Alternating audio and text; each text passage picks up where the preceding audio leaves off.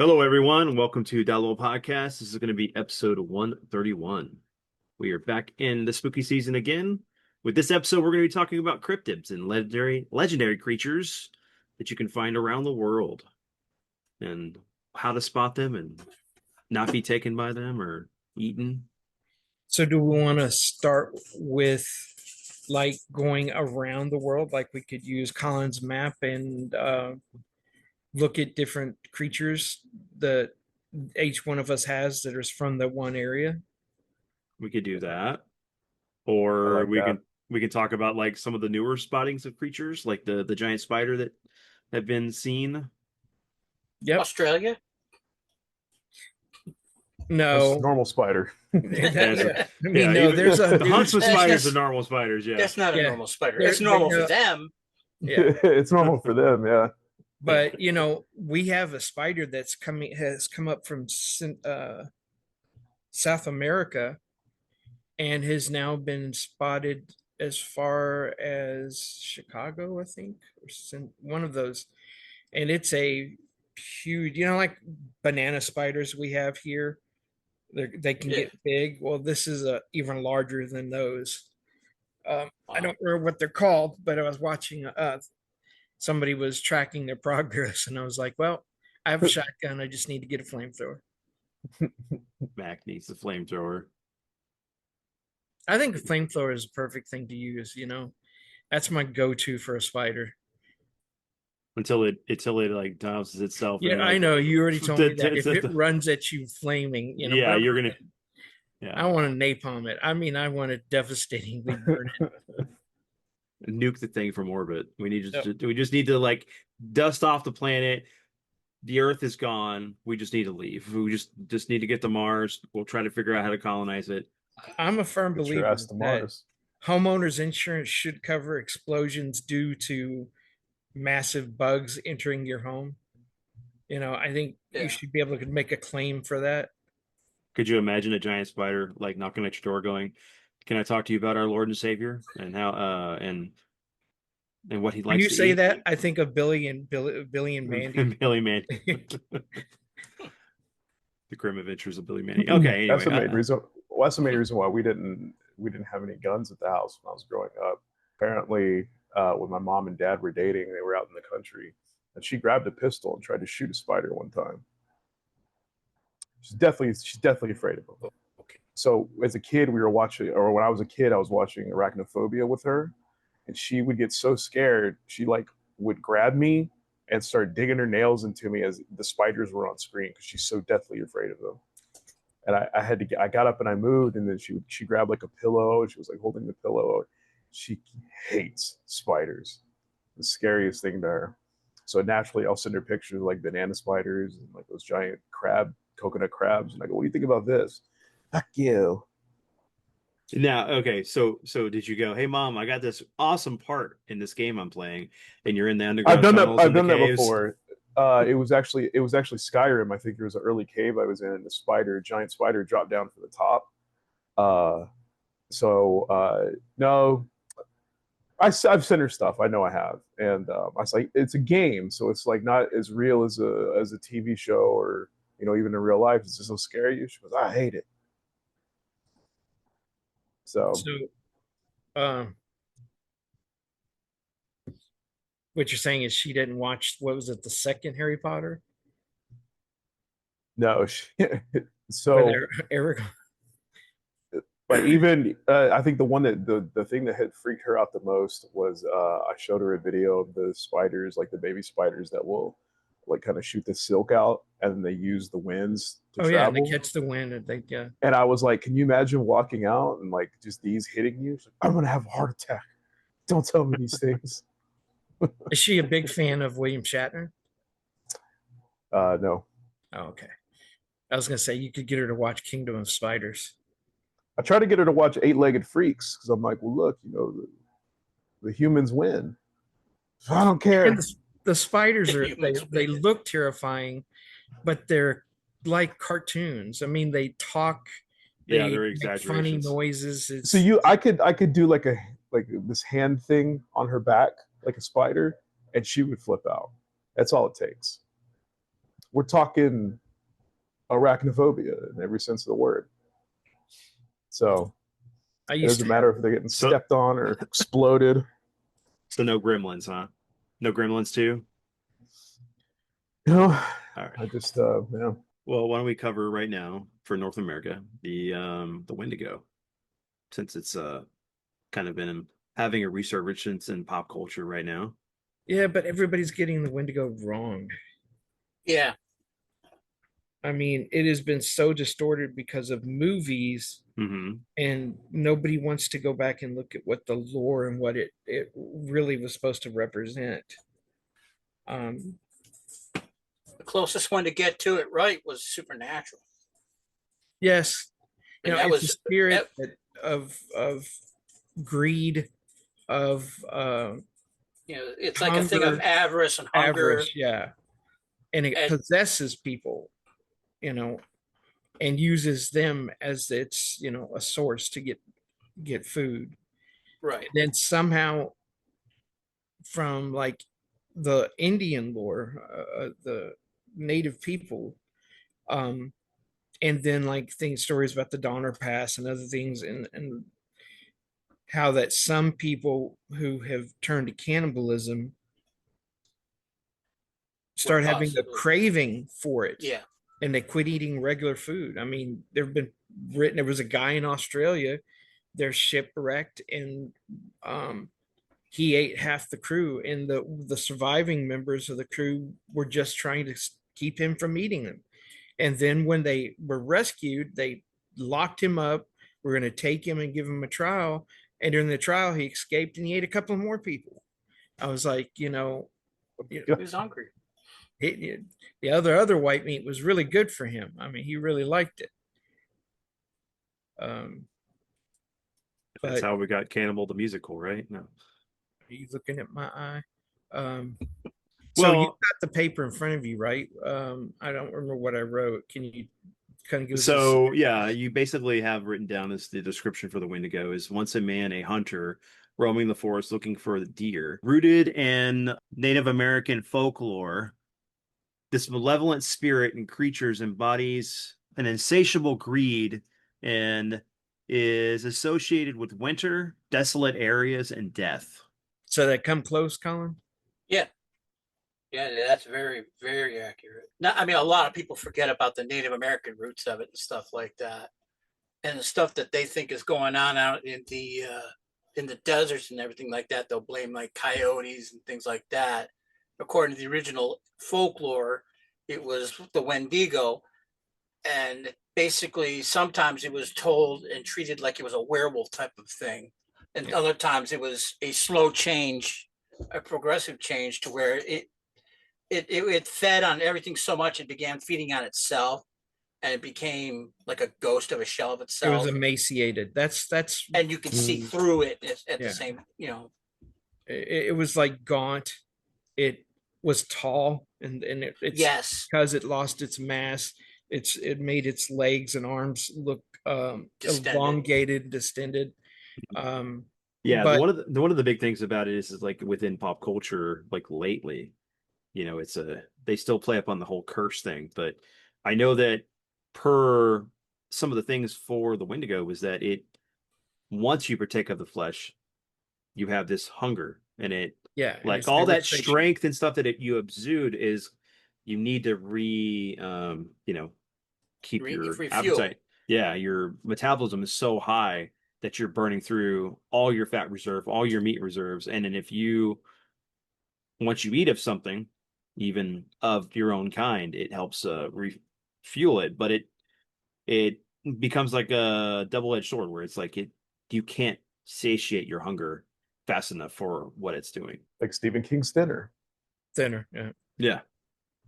Very, very good analogy there. I was trying to find out also a curse why they have, in some images it has horns and others it does not. Oh, that would be because of the fact that like you said, some of the stories talked about how they hunted deer. Mm-hmm. So because they were so ravenous and basically absorbing everything, they started taking on certain characteristics of the deer. and the horns and are actually antlers. And sometimes they ended up with hooved feet and things like Yeah, that. yeah. I And did see and that. their legs would distend more like a werewolf with the hooves on them. So and they would make this kind of really clomping, really odd sound to it because there was no rhythm to it because they were so big and lanky. Hmm. But that's where the horns came from. It comes down to which tradition you hear about it from. Yeah. That's usually when I think of the Wendigo. That's usually the first thing that comes to mind are the antlers Yeah. to me. Yeah, that I've seen it different ways, and I've only seen it really starting to have that antler look in more recent times, especially since they've started using it in movies. Yeah. Um, Well, you would think that because of Indian folklore, a lot of it was due to, being exiled out of the tribe for certain things that you would do. And then, they would have the hides of the creatures they hunted.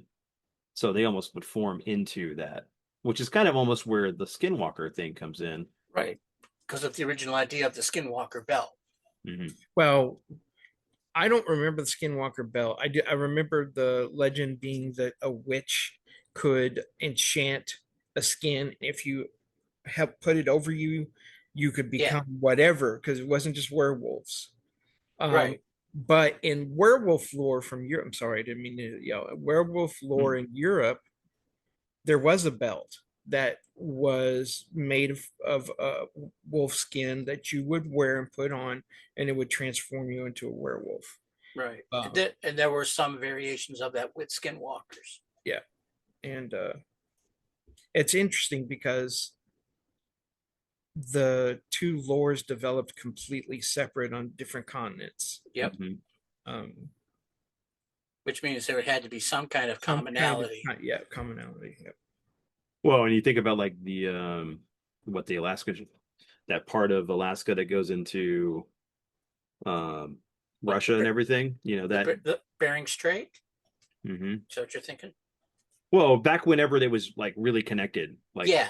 earlier on, Yeah. and like when Pangea. man crashed, That was when there was less water. There was a land bridge. There was a land bridge. Yeah. Mm-hmm. And So it's you can rumored to still be there. Just way underwater, End mine. up way underwater. Yeah. water. Yeah. Andrew, do you have one that you want to share? Well, yeah, the big one, the chupacabra, especially coming from being here in the South, in Texas. I think I had heard about that. Like, I know some kids growing up are, they might be scared of the amorphous boogeyman or, things like that. But being a Hispanic kid in Texas, I I mean this with, I'm 100% serious. When I was young, I was actually scared that the chupacabra was real. Um, I remember seeing stuff about it on the news, especially like if I had relatives over and they were watching like Univision or one of the Spanish stations, they treat, like, on their news broadcast, they would treat anything related to the chupacabra as real. So if you think back to the funny internet meme about the leprechaun in the hood or whatever, where they thought they saw the leprechaun in the tree, like, that was more lighthearted. They were having fun with it. You turn to any Spanish station and they had, or Spanish speaking station, and they had chupacabra news, they treated it as serious. Kind of like, and I'm jumping ahead a little bit, but kind of like how they're doing the gnomes in like the mid 2000s. What, 2005 about 2015 was a good stretch where like gnomes in Mexico were like the big thing, and you would see really grating cell phone footage of gnomes in the street, and of course they were an omen of usually natural disasters or something like that. But chupacabra in the Southwest, especially in Latin communities, that was the most prevalent thing to me. And I remember it really took a life of its own whenever I really started to like look into it, like right around the time I got America Online, was able to look at stuff online about it. And I had found like, it probably is my favorite cryptid. Obviously I'm biased, but when it went from, okay, it's just this legendary creature that had roamed northern Mexico, and it actually had originated in Central Puerto America. Rico. Yeah. Um, like that was really good. And then they start talking about, well, actually, it was first sighted around Arecibo in Puerto Rico. So now they're like, well, there might be a government connection to it. I just fell right into that. That was whether you take it as something that was from the earth, or was it extraterrestrial, or was it a government, creature that was made. Like, to me, any one of those three, I love. Shoot for the I'm for any of those. but I can't buy into the government conspiracy alien or anything because Kind of like it was a I bioweapon that went down escaped, to the something like that. valley, but I went to the valley when I was young, and I'm much older than you guys. And that there were rumors of the chupacabra, and we went into Mexico for weddings for friends. You'd hear those stories, and they'd been Yeah. around for a lot longer than we've had the technology to create anything like this. But each time you'd hear it, it was described differently. I Yes. know that's what's behind you is supposed to be the chupacabra, right? That's one of the images of it. But I've This is a always five heard that, second Google search, but yes, they do look different. Like each time, some are more look more like a gray, others are a little bit more like this one, sort of amphibious but hairy at the same time. Um, yeah, there are tons of different accounts. They all tend. I think the one defining aspect is that it's a short creature. It tends to have claws. And then of course it drinks blood. Yeah, the and it fangs. has long puncture type fangs like a bat or something else. But a lot of the people that I used to hear when I was little was that it was bipedal. I mean, not bipedal. It ran on Quadruped. fours. Yeah, quadruped. It could stand up, but when it moved, it didn't run like a raptor on legs. It would get down and it would Kind run. of hunched Yeah. it sometimes. Um, and I know that the dire wolf had other relations, other versions of dire wolf. They always are described like having a hunched back, elongated four four teeth, and some of them would be gaunt and look emaciated and have Mange, which would make their fur. yeah, what we would call mange. But Right. this was like on a good portion of their body, but they maintained that hair up around their torso, up around their top of their chest and along their back, um, almost like a lion's mane, but much shorter. Um, Mm. and you know, and I can remember we went into this one small town. We were up in the mountains in Mexico, um, and we were driving. It was a vacation, and we stopped at this place, and they were feeding us. People were really nice, but they had the goats and they had pigs and everything running around, chickens running around, and it was a circular village. And me and my brothers would play with the kids, and some of them spoke English, a lot of them didn't, and the ones who spoke English would help translate for us. And they would describe how something would come in and stalk their their their farm animals, and that they were scared. They didn't go out at night, um, and you'd hear noises, and it freaked me out. And I was like, man, we're going to stay at a hotel, right? We're not sleeping here. And my dad was like, hell no, we're on vacation. I'm going to drive to a hotel, and then we might have to drive all night to get to somewhere where there was a decent hotel. But there were a lot of resorts, so Well, I think you touched upon why, sort of a reason why it was taken so seriously. I say was, it probably still is. Of course, I don't hear as much about it, but I mean, this was people's livelihoods, and they would come out there and see their animals slaughtered in a particular way. Like, you could sort of differentiate a common predator, like a coyote mhm. attack, versus what they were finding at the time. Didn't make any sense. So, didn't again, that's how the name comes about. But I think it reached a feat. I think the reason why the alien aspect of it, or the governmental aspect of it, had picked up is it had reached a fever pitch by the mid '90s.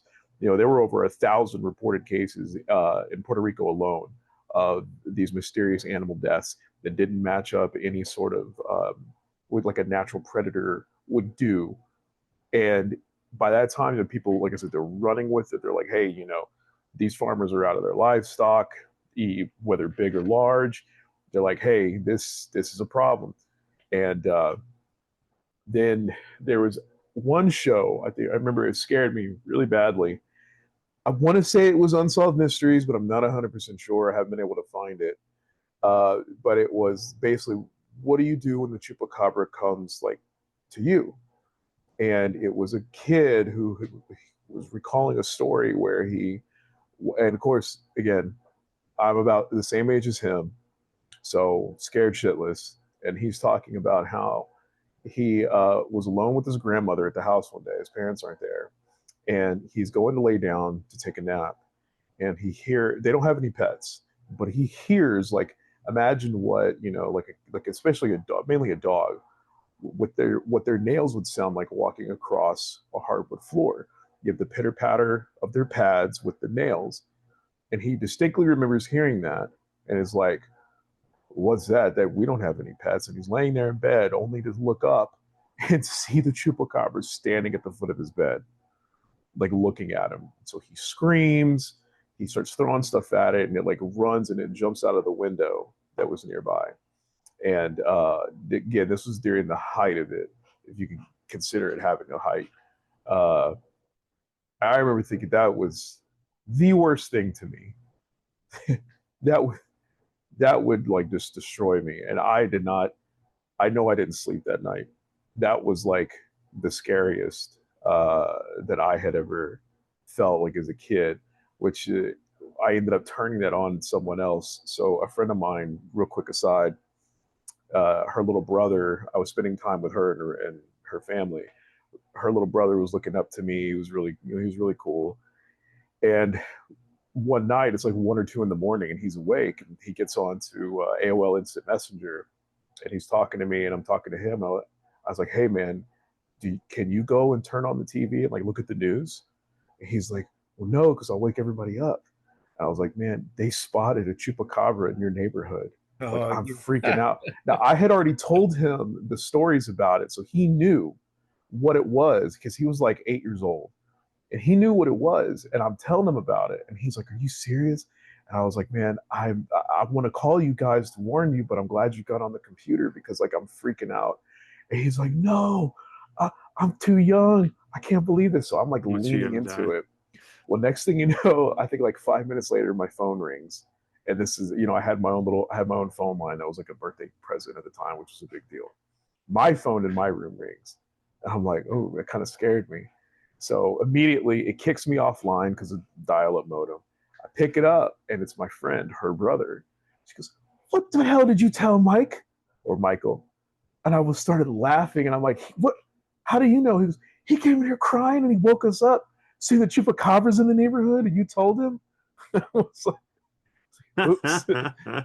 I mean, Oh, geez. that was honestly, that probably was, subconsciously my desired outcome. But yeah, no, that was the cryptid for me. Looking into it, anything that had chupacabra this, chupacabra that. The only thing that kind of sucked was that I think nationwide, what sort of took precedent was just like your general cattle mutilations. And that was why, like, the chupacabra was never really associated with the cattle mutilations, only because of the No, big no, size no. difference. So that's why, you often see it being so small. But anytime I would go to look for it, or there would be like, paranormal type shows, like sightings that used to be on Fox back in the 90s, they would touch upon it a little bit, but then they'd be like, okay, so anyway, cattle mutilations. And it's like, which it's in the same ballpark, but to me, that's not as interesting as because it's just very.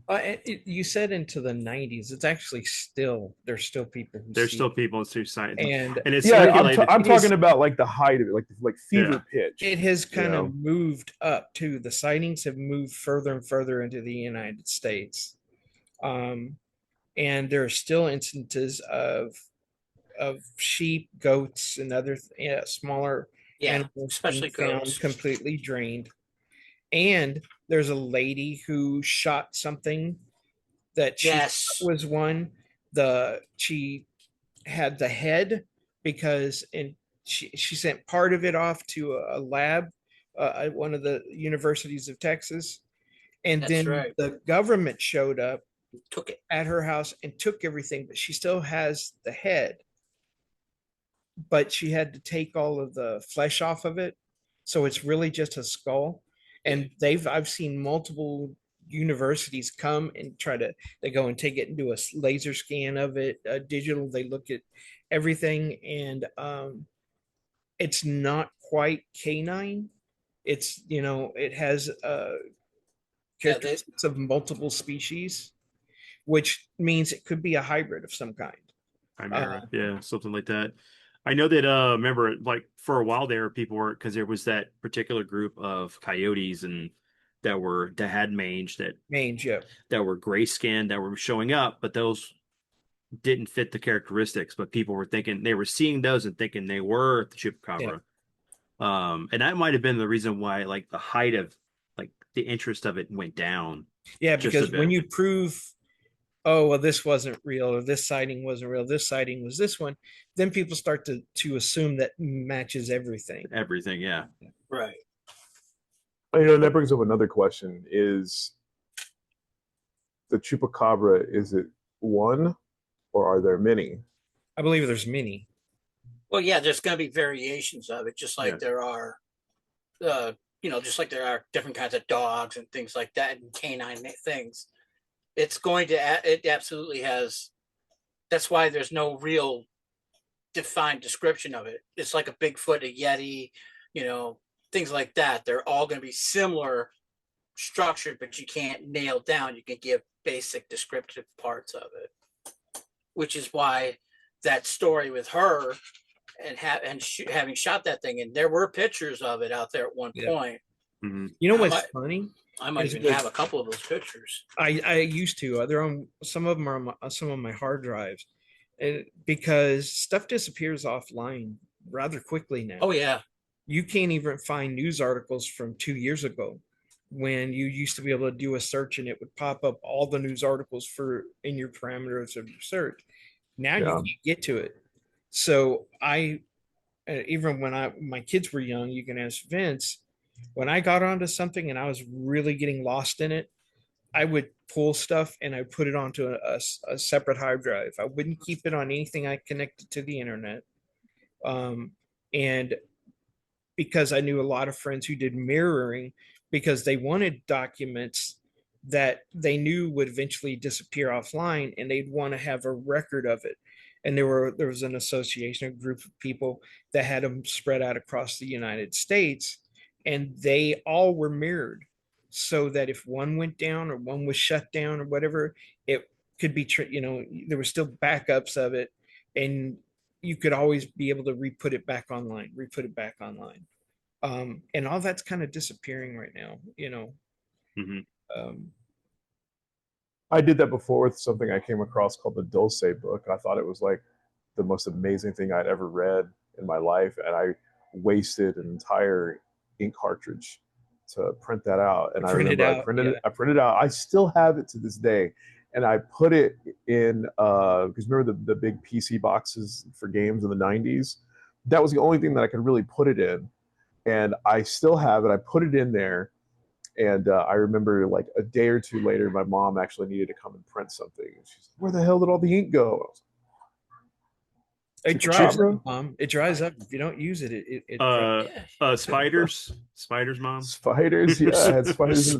Spiders I put it into Duke Nukem 3D, the big PC box that I still have to this day. Oh, nice. Because I was like, man, they're gonna take this off the internet.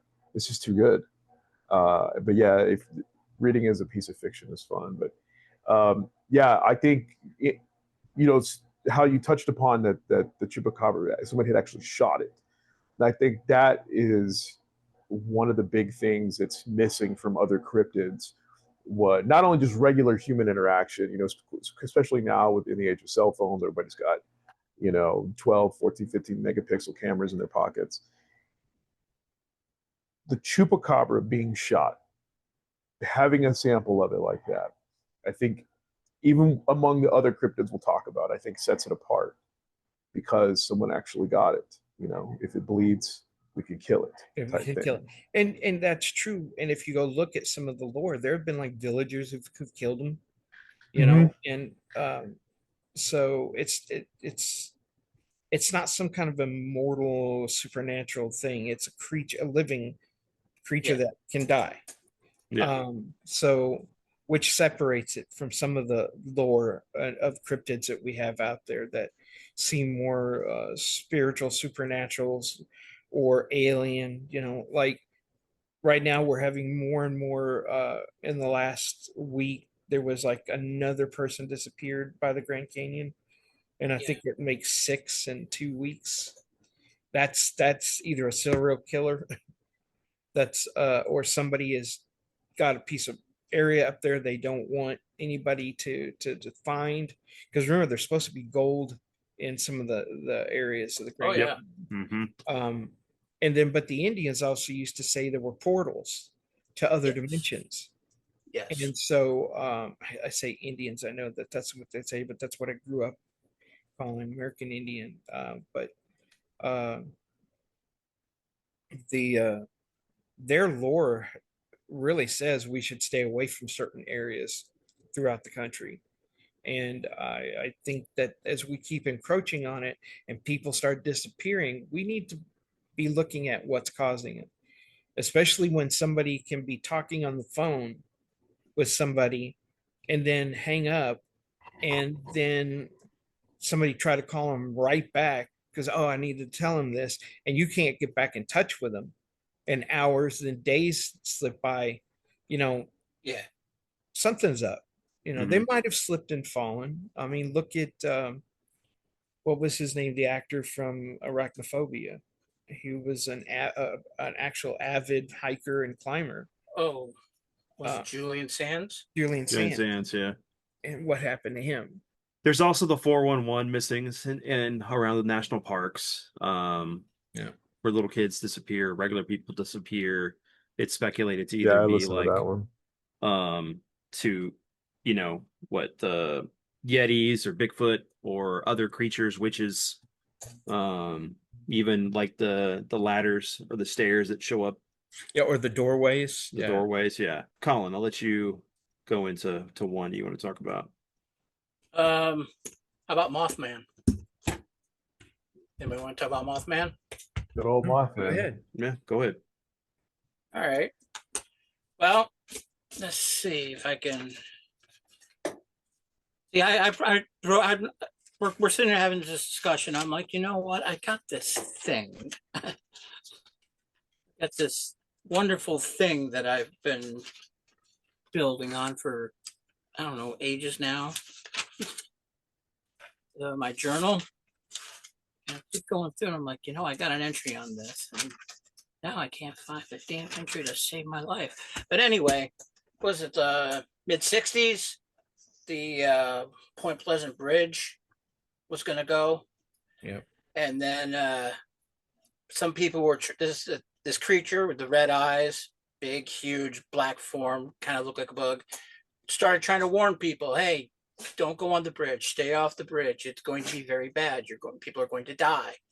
And very few people heeded it, and people who came and encountered it during the path to town, to the bridge, ended up going either off the road or running, driving away and freaking out. And of course, the bridge collapsed and a lot of people died from it. So naturally, people decided, well, okay, there was this thing there, and eventually they originally it was described as a giant bug, like a multiple wing bug. And then some people managed to go back and say, well, no, maybe it was a moth, with the bigger wings and stuff like that, which is, and then a lot more people started agreeing with that and settling with it, which is kind of how we got the general description / statue of it that's out there. Especially the red eyes. So the red eyes wasn't always a major descriptive factor. No, it wasn't. But really, that's like all I heard. No, a lot of the descriptions had the red eyes. Some people just said glowing eyes. Yeah. But there, so hold there on, was. Colin. Did I put that in my list? But that Mothman. one was on Unsolved Mysteries. They had a really good Yes. episode on that Okay, one. could you, while Colin's looking his up, can you give us the synopsis on it? Let Because me find him. I know I skipped some because they're so well known. I didn't think people would want to. Thunderbird, Bear King, Marble Falls, Houston Batman. Oh, that's something I haven't heard in a while. I don't think you had it in here, Deb. Okay, I might have skipped him. I knew Colin would bring him up.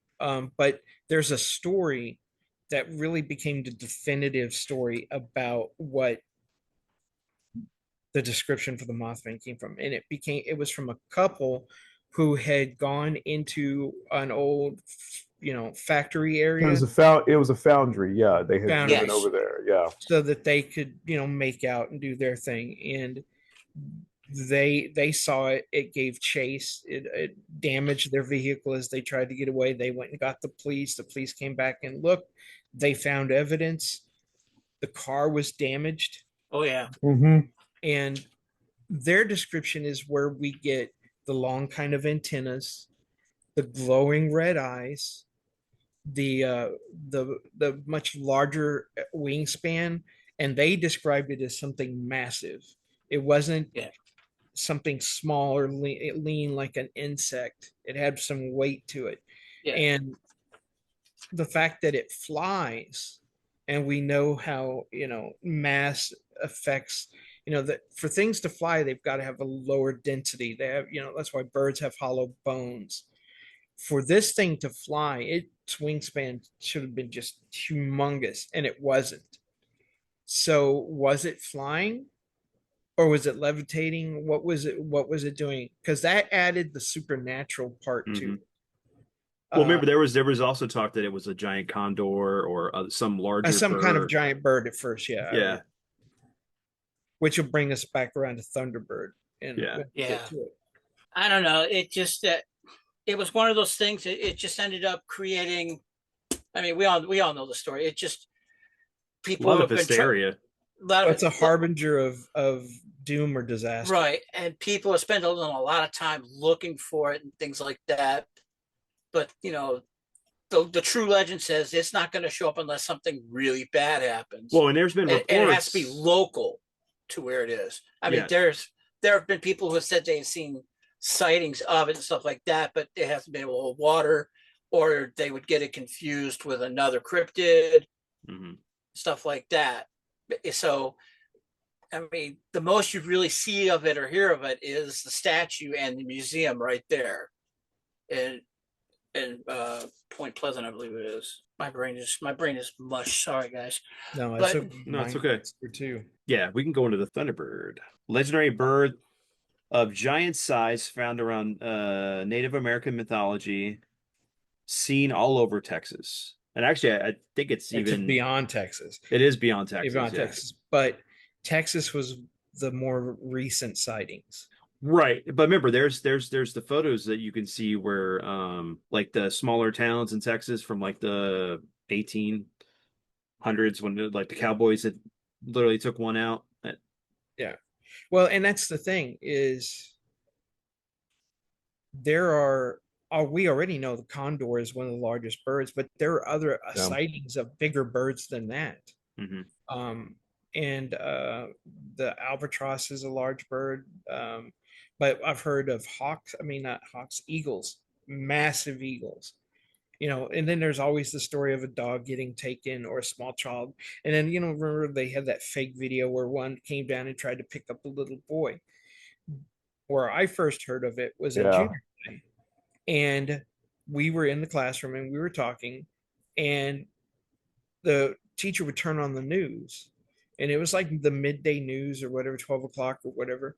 And so we're all sitting in the class and we're listening, and she's like, shh, or I'm going to give you some work to do. And so we all got caught.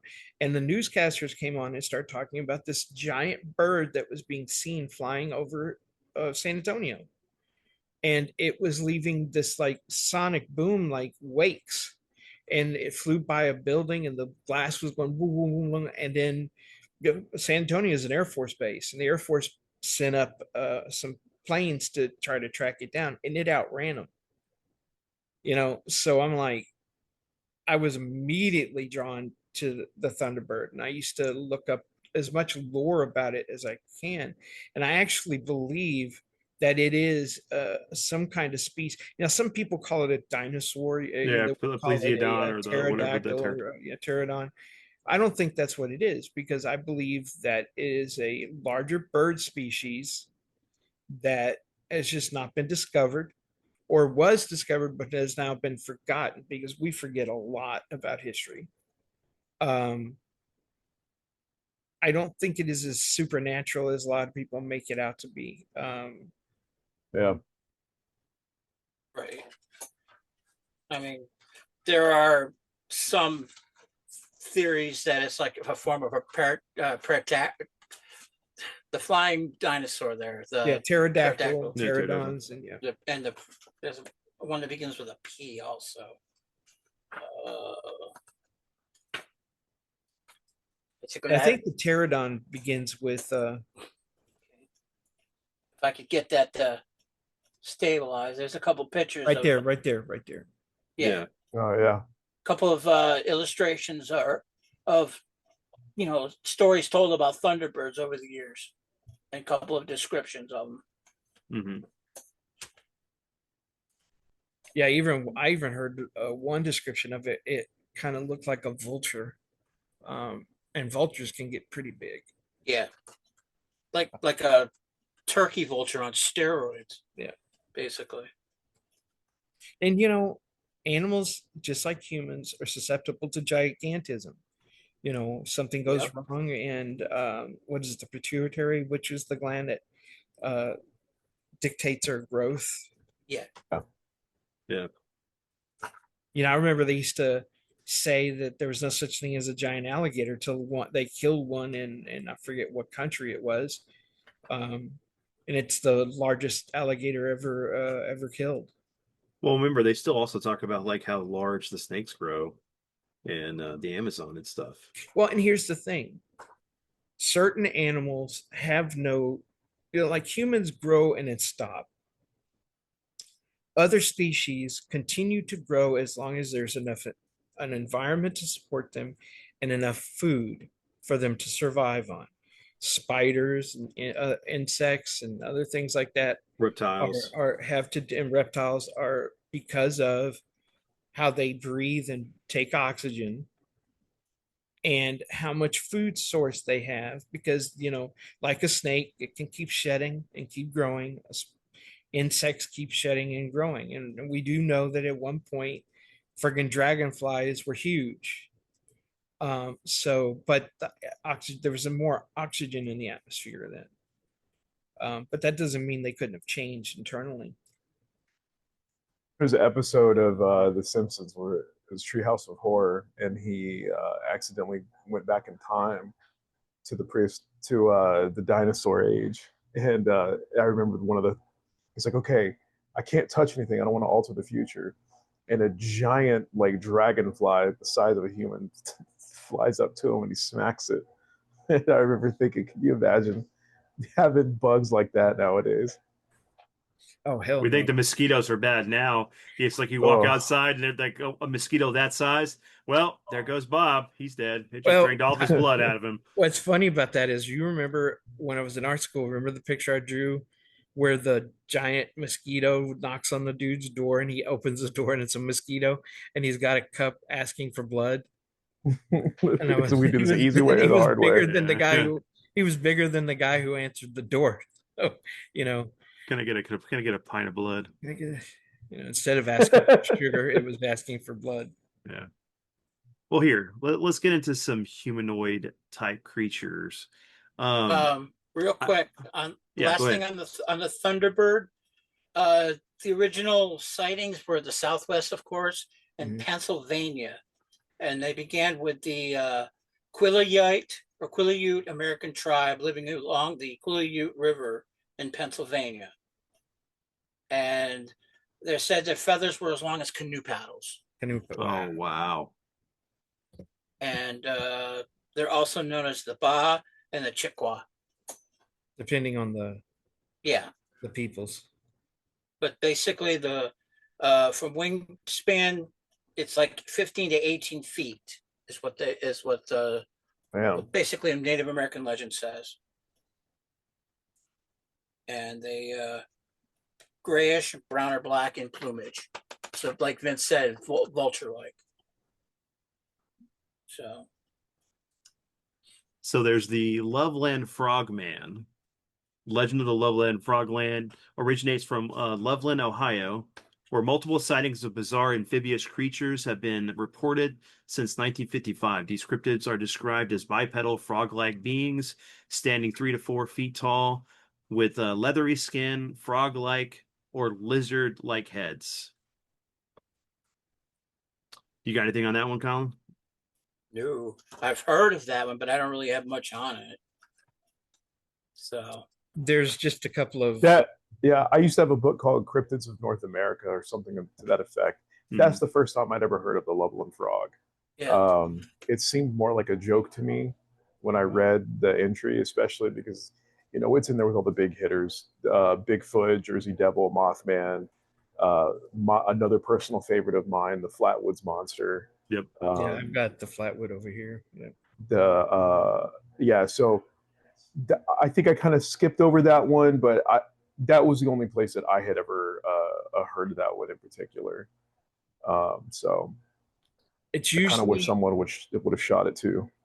well, there was a couple of fishermen who ran into something that they were fishing and something attacked their boat, and they barely got out of the water. And but most of the time they're, from what I remember, they're not, they don't like sunlight. They don't Hmm. come out of the water until at nighttime, and they have a kind of a deep croaking sound, like they're grasping for air because they're transitioning from breathing in water to breathing oxygen, That's which actually awesome. kind of is a throwback because every mammal that exists today once lived in the water, Mm-hmm. and some mammals went back to the water, like whales, and became aquatic again. So we know that it's possible in science. Um, they didn't just walk in the water and start breathing. They went into the water, spent more time in the water, would come back out, went into the water, and as the next generation was born, they had the ability to stay in the water longer.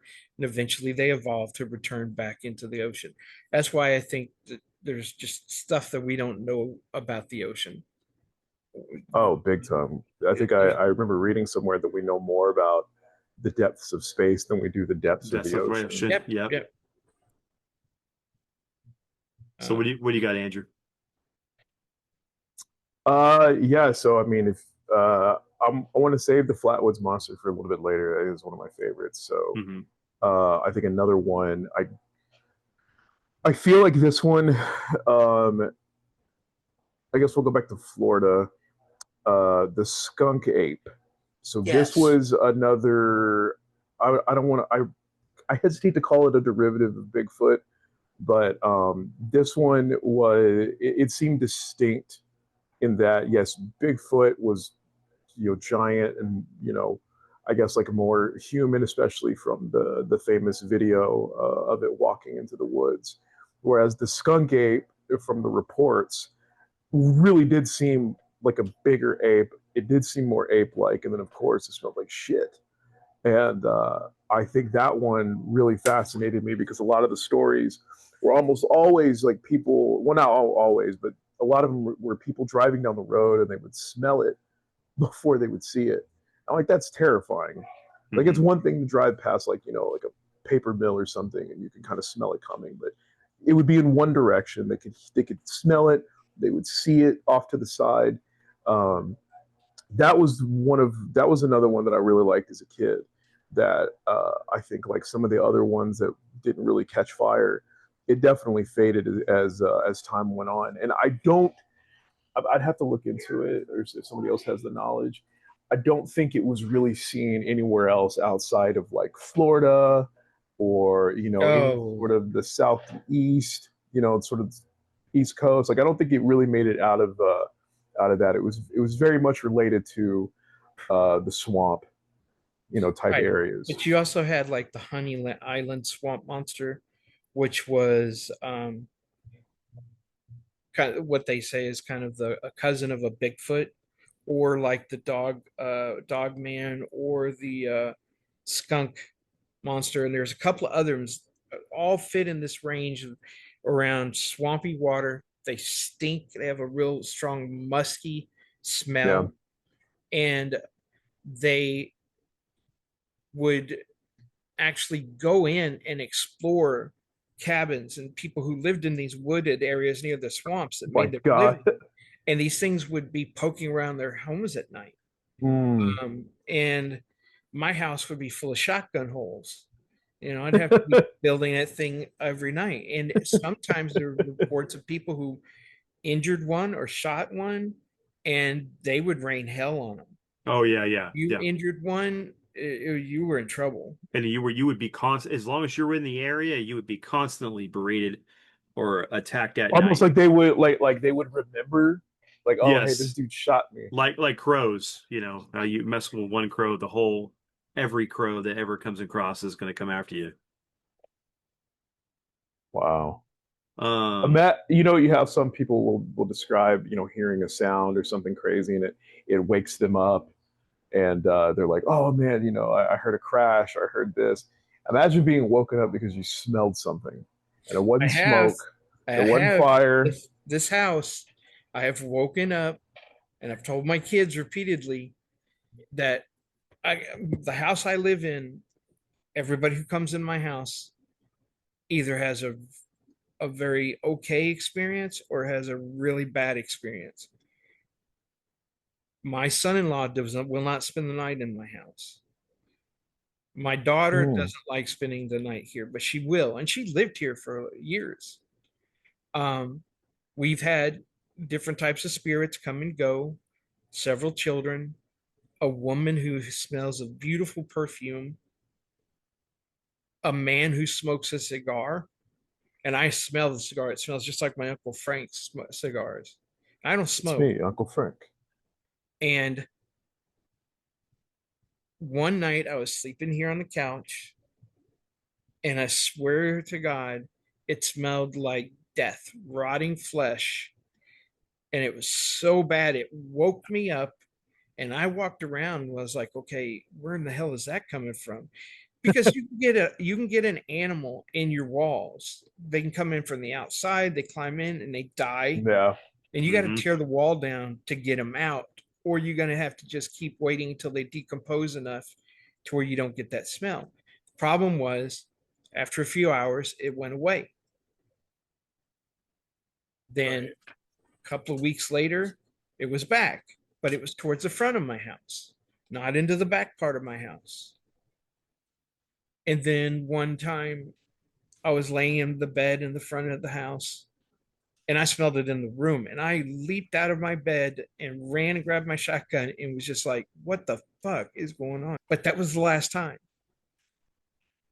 because I did a blessing, and I told, when you do a blessing, you go around and you have a prayer, you move out the house, you open the window so that whatever whatever the darkness is that is there moves, has a way to exit your home.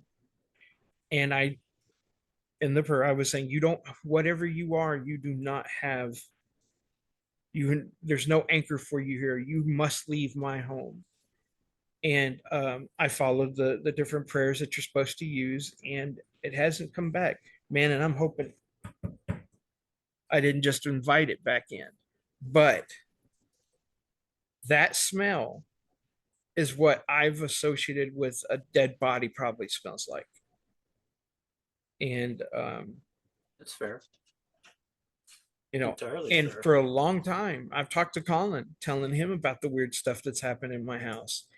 And you just got to, I've had to say, this is my home.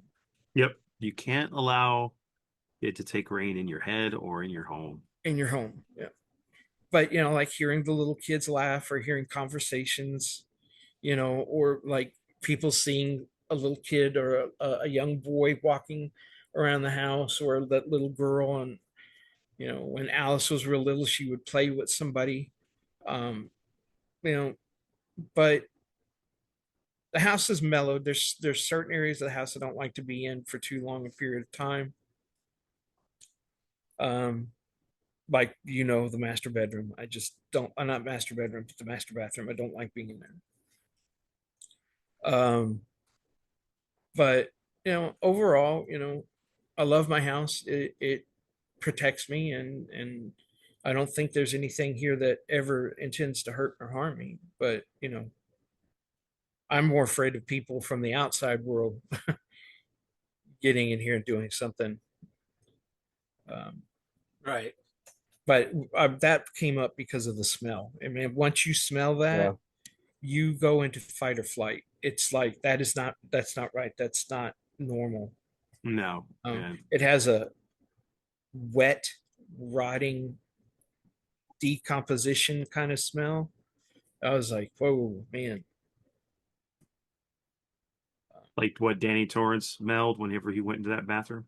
Yeah, I can imagine that. Thank you for bringing that Yeah, into yeah, yeah. I needed that before I go to bed.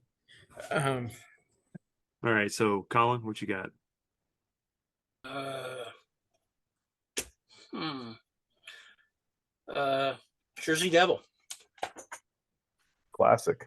here Yeah. on the East Coast, and okay, I am also on top of my own personal journal. I am referencing two books this evening: Monster Hunt by Rory Storm and Monsters by John Michael Greer. Okay, familiar with Greer, but I'm not sure who the other person is. Rory Storm. Yeah. Yeah, he's got a bit of knowledge and stuff like that. It's just somebody didn't really pay attention to the editing of the book very much, so it's like tracking down information in it is really a pain in the butt. Oh, you mean for reference material? Oh, I mean, no, going back and forth, and let's say you want to find out where this is or where that is in the book and stuff like that. It is so scattered, it's ridiculous. All right, let's see. Mothman was actually in this guy too. That's what really. And Jersey Devil is 56. All right, so I'll just go by what this says here because my journal's a disaster. I'm looking for a book right now myself. Yeah, no worries. I've got the Rosemary Ellen Guiley one too somewhere. I just don't know where that went. I'm having to dig stuff out of boxes. Okay, basically it comes from the rural areas of New Jersey. Pine Barrens. It's some of it considered a chimera. Some consider it, which is basically another word for hybrid. Mhm. And here's an illustration of it if I can get it to behave. And okay, and they say basically it stands about 7 feet tall when it's up on its hind legs, and because it's got kind of a muscular, I don't know, goat-like legs, I guess you could say. It's described often as a flying biped with hooves, a long horse-like neck and head, wings. The wings are various described. Some say bat, some say, more standard aviary, things like that. The back legs basically kind of go inverted, like a lot of deer, a lot of natural fauna. And basically when people encounter it, it absolutely is never ends any good because first of all, it's got this shriek. And it's I'm trying to think of some kind of example. The only thing I can come up with is like a banshee type of thing when it defensively screams at you, it shrieks and stuff like that. It's supposed to it's piercing, it makes your head hurt, it makes you go all dizzy. And there's and it's the funny thing is this is one of the rare ones that doesn't leave the area it's said to be in. Okay. Well, there's a few. Yeah, I mean it's one of the few. Yeah, I I mean, classify it like the donkey lady, the goat man, they're a hybrid of mix of multiple animals and human, and they usually stay in one area. Hit the Jersey Devils area is quite big if you understand where it's been seen. So Um, it makes you wonder if they're cursed beings that Now, are they're trapped now, within the now they're just some kind of undiscovered creature. Let me see creature. if I. There's another. This is one of the older sketches that, and representations. I'll have to you get. I'll have notice that it kind of looks like what were the big birds that couldn't fly? The ones that went Dodo. the No, dodo. no, no, no. I'm talking about prehistoric. Oh, Oh, The terror, they used to call them the terror birds or whatever. yeah, They were kind of like ancestors of ostriches. They had wings, but the wings didn't look like they could lift them. right. Because Um, they look more, you know, uh, like accoutrements than anything else. yes, or something that's disappearing because evolution means it no longer needs it, so it's going to keep shrinking and shrinking, shrinking until it either goes away or they'll just become some kind of little nub that is a remembrance of what it once was. But for it to do that means it is generational. That Yeah, there's not just one. There's has to be enough to be a mate so that the next each generation changes. Um, right. Okay, here's something. Uh, Local legend has it that the Jersey Devil was born in the 18th century as a result of a curse. Uh, Basically, a woman named Maus Letts was married to Pine Barrens businessman. Uh, he basically they had 12 kids, and she ended up pregnant with the 13th child and was unhappy about it, and put the curse on the 13th child, and it came out to be this deformed little monster. I thought I remember it being, wasn't there something to do with revenge in this curse? She I the And original, it was said that she said, "I don't want any more children, let it be a devil." When the child was born, it was horribly deformed. yeah, I have to go and look that up. yeah, I do remember. I remember that story. That's what I was talking about. I think because I'm wondering if like other certain creatures were cursed any entities or anything like that. But Yeah, it was I don't remember if the husband did something wrong. There was some kind of curse or something happened, an altercation between this wealthy person and somebody else, and that she cursed their child to be that way, and the mother went mad. And I can't remember if I'm remembering this right because I didn't look up the Jersey Devil because I figured, everybody knows it. Um, and I can't. What happened to the father, the guy, that big wealthy guy? Did he die or did he? I can't remember. And I No, didn't. it doesn't say right offhand. It just says that when the creature was born, it, basically the wings opened up, things like that. It shrieked out and then flew off, and Yeah, yeah, I remember that it flew out. It didn't break through a window. uh, went through. This one says chimney, but it would be one of those semantic things. It probably went through a window, could have gone up the chimney, but as big as it sounded like, going up a chimney doesn't sound. But again, it basically was born and just off it went and Yeah, see, started the that's whole why thing. I thought it was smaller, and that it grew up in the Pine Barrens, um, because something big could not have come from a woman without destroying her, killing her. It's interesting as while I was looking for this other book specifically, um, I'd come across an author that I used to read a lot when I was a kid. His name is Daniel Cohen, Okay, I've heard the name. and he I don't know why or how our library had so many of his books, but he's the reason why I mean, granted, also like watching like certain TV shows again, like Sightings was the real big one in the '90s. Um, but his books, like I have one right now, but it's more about like movie monsters. His books were really instrumental in getting me into this sort of stuff. And then right here, like I pulled up his Wikipedia, it says Cohen was well known for his books about UFOs, ghosts, psychic phenomena, cryptozoology, and the occult. Though Cohen is a self-described skeptic and one-time member of CSI Cop, his books on paranormal phenomenon take a more lighthearted, open-minded stance.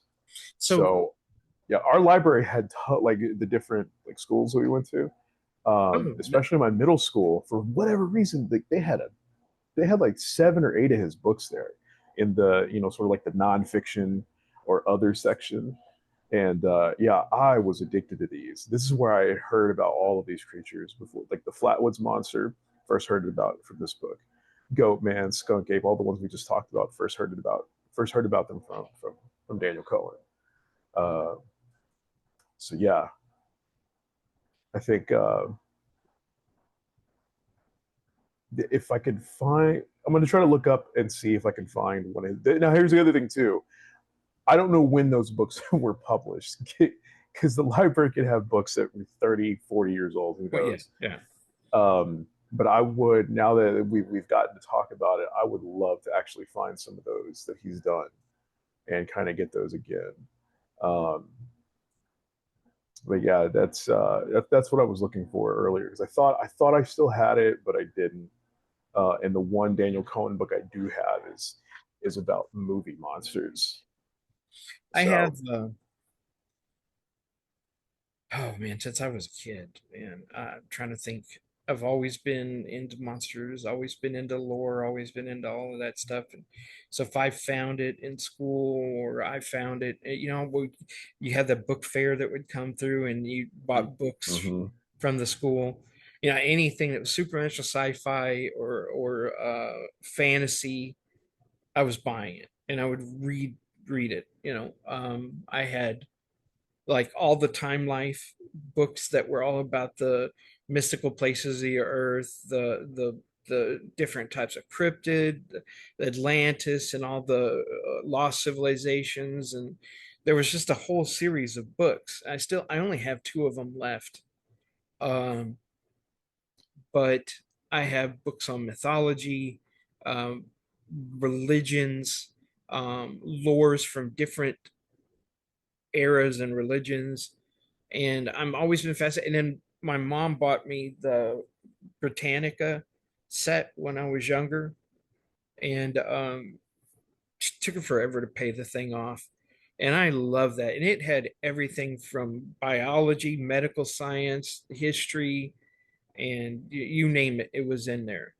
But every now and then they would have to do an updated version because science and history would change.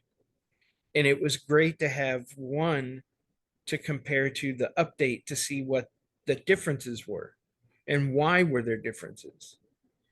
But in junior high, I was friends with the librarian, and she would hook me up on books. She'd go, okay, what are you looking for this time? I said, well, I want to learn about this. And she would take me over into the reference area where the ones you couldn't take out of the school, and I could read those in there. Or uh, we had microfilm that we could look at, and we had audio records that we could listen to. But I was just like, that was my thing for a while. And then um, you could tell that things were changing because they started disappearing from the schools. You know, starting at a lower grade, moving up. In high school, more of that stuff was still around, but now it's probably been moved out of the high school because uh, just from watching what my own kids had available to them and the history they were being taught. Um, the thing is that um, we mythologize everything, so it could be some kind of new life form that's existed that has not been recorded yet. And then once the myth builds up around it, it becomes science won't bother with it anymore because now it becomes, oh, that's fake. That's just, only crazy people think about that. Um, what I really like and enjoy is when you have actual like a forensic expert working on it, when you have somebody who worked in the CIA or the FBI as a forensic, and when they get on something that's why I really was enjoying Skinwalker Ranch. Really loved it, and I love the offshoot of that. But then you have like the precursor to that was the one about the something mine, Oh which yeah. is how up until the finale, you know, it had me synced into it, and that finale I really thought happened. But then you find out that some of the people were actors that worked on it, and Yeah. they embellished it. And the minute you embellish on it, it's no longer trustworthy. Yeah. Yeah. Um, Well, let's go into that whole thing, right? So I know this is the one thing you don't want to talk about, Dad, but it's I'm still. gonna leave. I'm gonna go pee. Excuse me, folks. I'm out of here. I'll be right back. Go on. Talk about it. Hey, you were the one who brought this up originally. I know that I know I was You okay. All right. I'm old. I'm gonna die anyway. So you're not gonna look. I don't plan to go tomorrow. I'm just saying, you know, Well, I mean, considering the fact that a lot of this, so this is one of the newer like cryptids slash legends that originated from like the first sighting, at least came to be in about a post on a blog back in 1996 in Texas. but if you go back and you look, I know, there but are I mean, very like, similar stories stories, right? And about that's where this. I'm going to Yeah. go to this. Yeah. So, the legend of the Black Eyed Kids originated from a 1996 blog post by Texas journalist Brian Brethel, who That's what's described an encounter with two children with completely black eyes asking him for a ride home. The story spread online, gaining popularity as a modern urban legend and creepypasta. While the internet amplified the legend, some researchers and paranormal enthusiasts have suggested its roots lie in ancient folklore, such as tales of changelings and supernatural entities, which also feature sinister looking children who try to trick unsuspecting people into letting them into their homes. Yeah. There have been many sightings of these things. There's been people actually who caught them on video. You don't actually see them with the eyes, but you see like there's one story where there was a guy that was working securities and these kids kept coming up and banging up on the door. And every time he would go down there, he'd be like, look, I'm not gonna let you in. They're like, hey, can we use the phone? And blah blah blah. But then when the guy looked at their faces, he noticed that they had completely black eyes. There was no eyes looking back at them, just holes. But the thing about these creatures is that most of the time they had been just kids and teenagers. Lately, they've been reported to be seeing adult versions of these Adult things. versions of them. But And what they, those go back to like the things I was talking to you about. Remember the things that people are seeing that look like elongated shadowed people? Mhm. We've always heard about shadow people. That's been around a long time. But these things are shadow people where you see the white of their eyes. Like there's hollow inside, and that hollowness is a light and it kind of bleeds through. But it looks like they wear hats. They look like the Protestant uh, Puritans hats, but yeah. they're more jagged and not even at the top. They're not a stovetop hat, but and those are seen up north in around New England and those areas. But now we're seeing here stories about them like in California and Washington State. Um, but yeah, they will. So that's the thing is like, so these things look like kids. They'll come to you. They uh, will always try ask to for ask. help. They always ask for help or for some kind of request. When they talk to you, you cannot it's hard to resist what they're asking to tell Yeah. them no. It almost goes into the whole thing of like the lore of vampirism and vampires and how that their voices can be used to basically command a person to do Yeah. whatever they want. Suggestive hypnotic state. Yes. Right.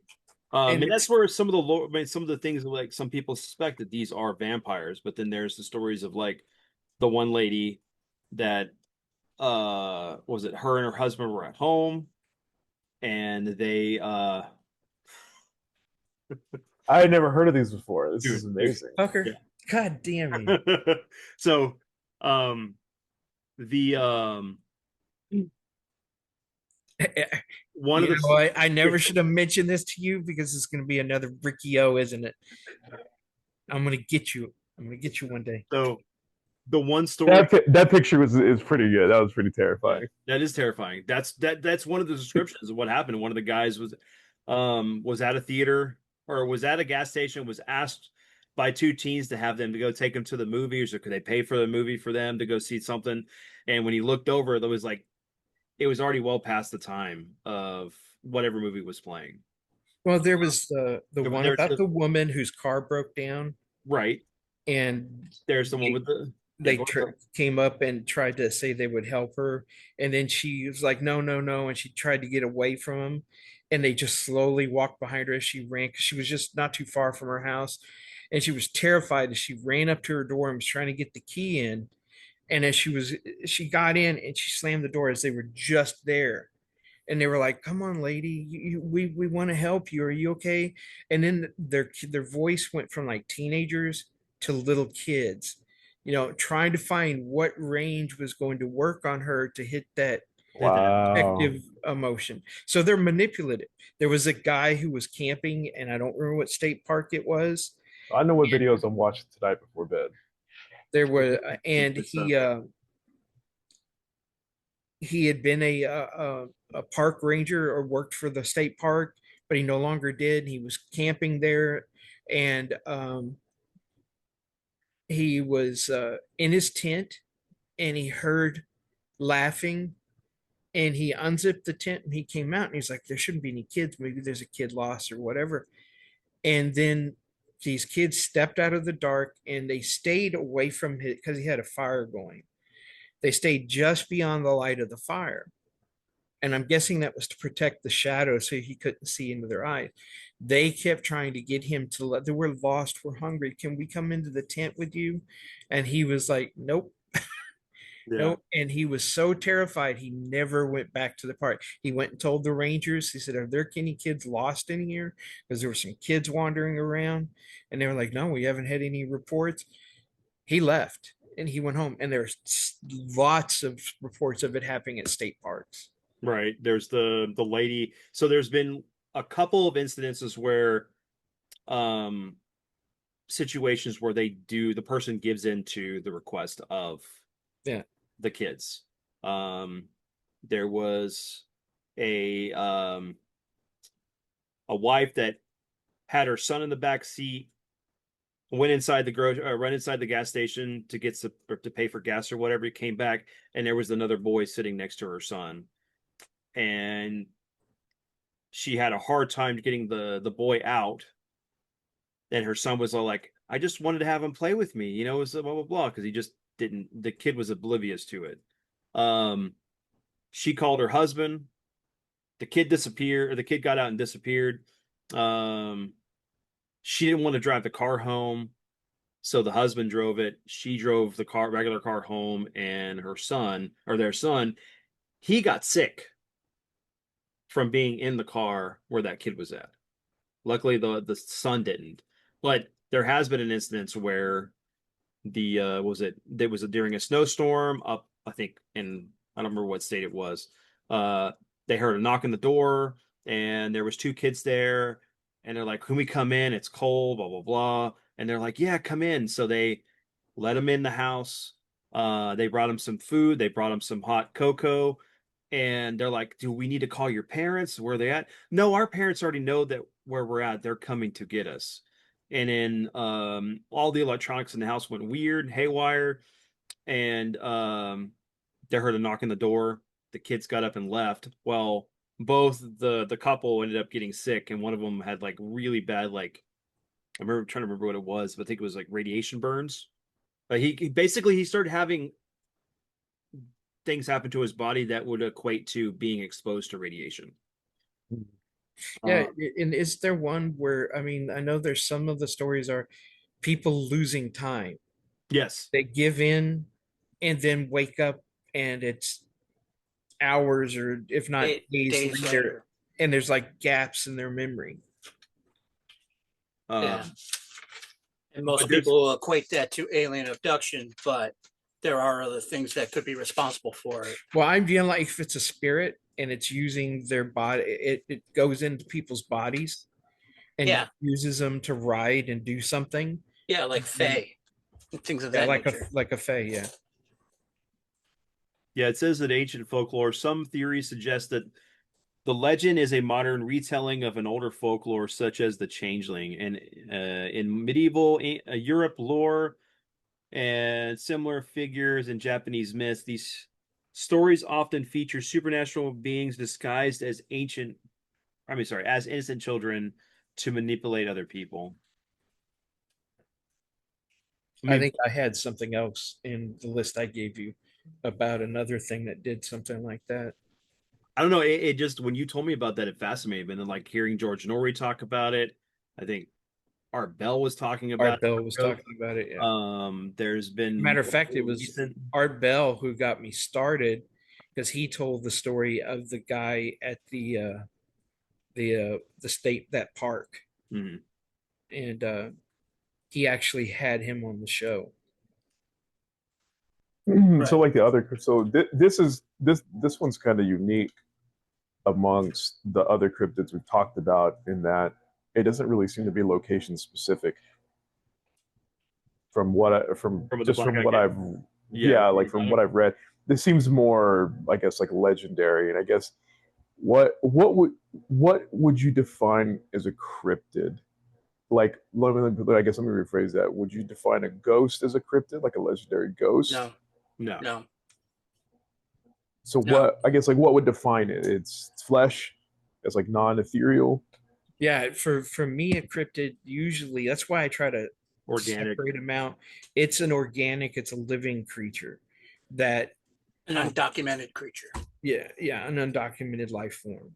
And that's why I Um, said like I brought them up because they look and act like they're humanoid. I mean, for all intents and purposes, other than when you because like when See, you that see them they would spark more demon ghost-ish to me. or alien, Is true. yeah. and Yeah. But see, what's your take, Colin? What your What on the Black Eyed Kids? yeah. Possession. Mm. I've always thought that it would be, we go with the most obvious answer on that one because a demon has enough knowledge to be able to manipulate a situation to where it needs to be, and the easiest of targets to go after is always kids, Yeah. and it can completely just rework that kid's everything from appearance to vocal cords to and with kids, especially if kids getting smarter and smarter nowadays, just like right out of the gate, there's already enough fertile stuff up there that they can sit there and just kind of tinker with. And, you see, know, and that's I keep most saying, people won't deny a kid, but if that kid is acting super weird or super creepy, they're still going to say, I'm sorry, kid, you need to go find your mom or something. Well, and that's the thing about these guys is that they make them hard to compel, but you don't notice the eyes right away. That's from all the reports of what people have experienced. That's the one thing they just have like an ominous feeling, but they don't notice the eyes right away. And then usually also the clothing that they wear is seems out of period. yeah, I did that. Sometimes. Sometimes there was a few stories where they were described as from the past. Yeah, and then there have been a couple of stories where they look just like your ordinary commonplace common era children. And again, it would have to be something with some kind of a supernatural or a true psychic ability to be able to alter its shape and form, which is why you wouldn't see the eyes, of course, or something like that. And if it was an older spirit, it would know like the older clothing and stuff like that. But if it would try to adapt, it wouldn't hold up for very long because it takes a lot of energy and a lot of power to hold that current form. So eventually it would fade away and people would, the longer you look at it, the more you start to be able to see through the veil up. Which would make sense, like considering they just sometimes they disappear when they don't get their whatever they're trying to do. Like they just disappear. Like they think a person will turn their head and they're gone. Yeah. Yeah. So Away from them being able to find. and we don't even know if they're really there. These are just descriptions of what people see. Correct. Now, like the Fae are supposed to be able to make you. What is that called? Ember knows what it is. They make you see what they want you to see, and you, for all intents and purposes, you don't know what you're looking at. It's Yeah. what your mind is doing, but your mind is always going to try to fix things. So if there's something off, even though you're looking at an illusion, your mind is going to find those little flaws, and it's going to start drawing your attention to something. Well, and they could be Fae. I mean, we don't know. There's a little too much. It's still new to not know or to know everything about them yet. Right.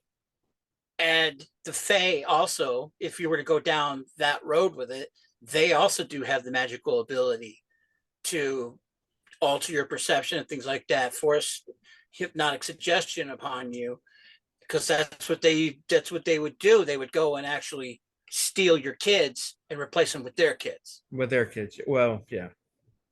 That's one of the older, consistencies. Like because there was always reports back in the day in in Central Europe and stuff like that. One day their kids would be this, and the next minute they're complete opposite. This is not my, and parents too. That's another thing that's happened throughout history. People going, that's not my husband, that's not my wife, that's not my child, those aren't my parents. Right. And that could be a connection point to the black-eyed kids. Mm-hmm. They could be some of those replacements, and they could just be wandering around for whatever reason, malevolent reason. And then when it's like you said, they get there and they'll try to work in their mojo on you, and you can see through it. Or if you turn your head for a second, they're not getting what they want. Poof, they're gone. So to get back to Andrew's question, are they cryptids or? I don't consider ghosts cryptids. I don't consider aliens cryptids. For me, a cryptid is something that's been around, that there's a folklore built up around it. It's organic in nature. Somebody's touched it, punched it, saw it, or killed it. Yeah.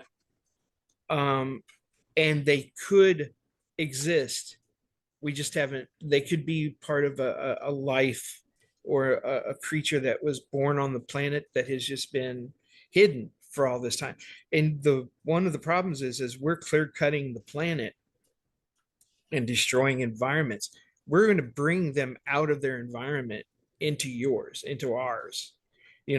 We've got a cougar up here that somehow made it into up here. Those are the ones, they either coming from up north or they're coming from across the border. We've got coyotes. I used to have coyotes playing in my back on the side of my house. Used to freak Logan out because they yipped right outside his window. Yeah. And when I went and got him out of the room, out of the bed, because he was scared, we sat there and opened the blinds, but we didn't open them. We just cracked them where we could look, and I let him watch, and we watched them. And I was like, they're not here to hurt you. They're with their mom. She's looking for food, and they're following. They're just playing. And the pups were playing right on the side of my house. So there are lots of things that we're now seeing in our regular day lives that you had to go out to the woods to see. And so as their environment, their habitat gets destroyed, they're going to start coming into ours.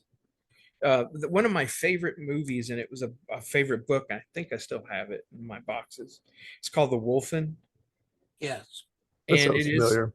it is about a higher. It's not, it's not about werewolves, and it's not about regular wolves. These wolves are almost animals that can move through the spiritual world and reality. And there's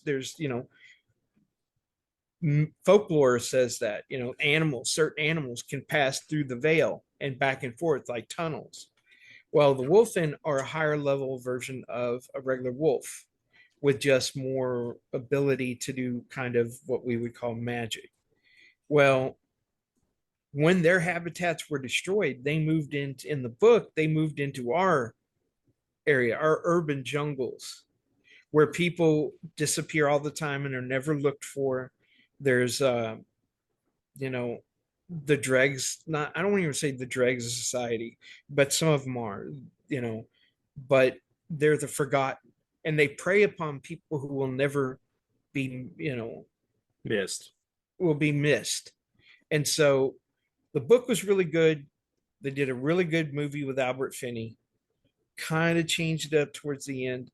Um, but but it played heavily into the native peoples, first peoples Yeah. myth. And so who knows? Their myths have been around a long, long time. Um, and so, and every myth has a grain of truth, and it starts from some point. And if you're going to try to figure something out, you got to get back to that point. Where's the origin? Where did it come from? What were happening around here? And the other thing is, are there similar creatures found in other parts of the world? The Yeti, the Sasquatch, all these other Abominable snowman. well, yeah. The Yeti is the abominable snowman. It's just different terms. And again, they're supposed to be somehow connected to the Bigfoot, the Yes, skunk ape. the skunk ape.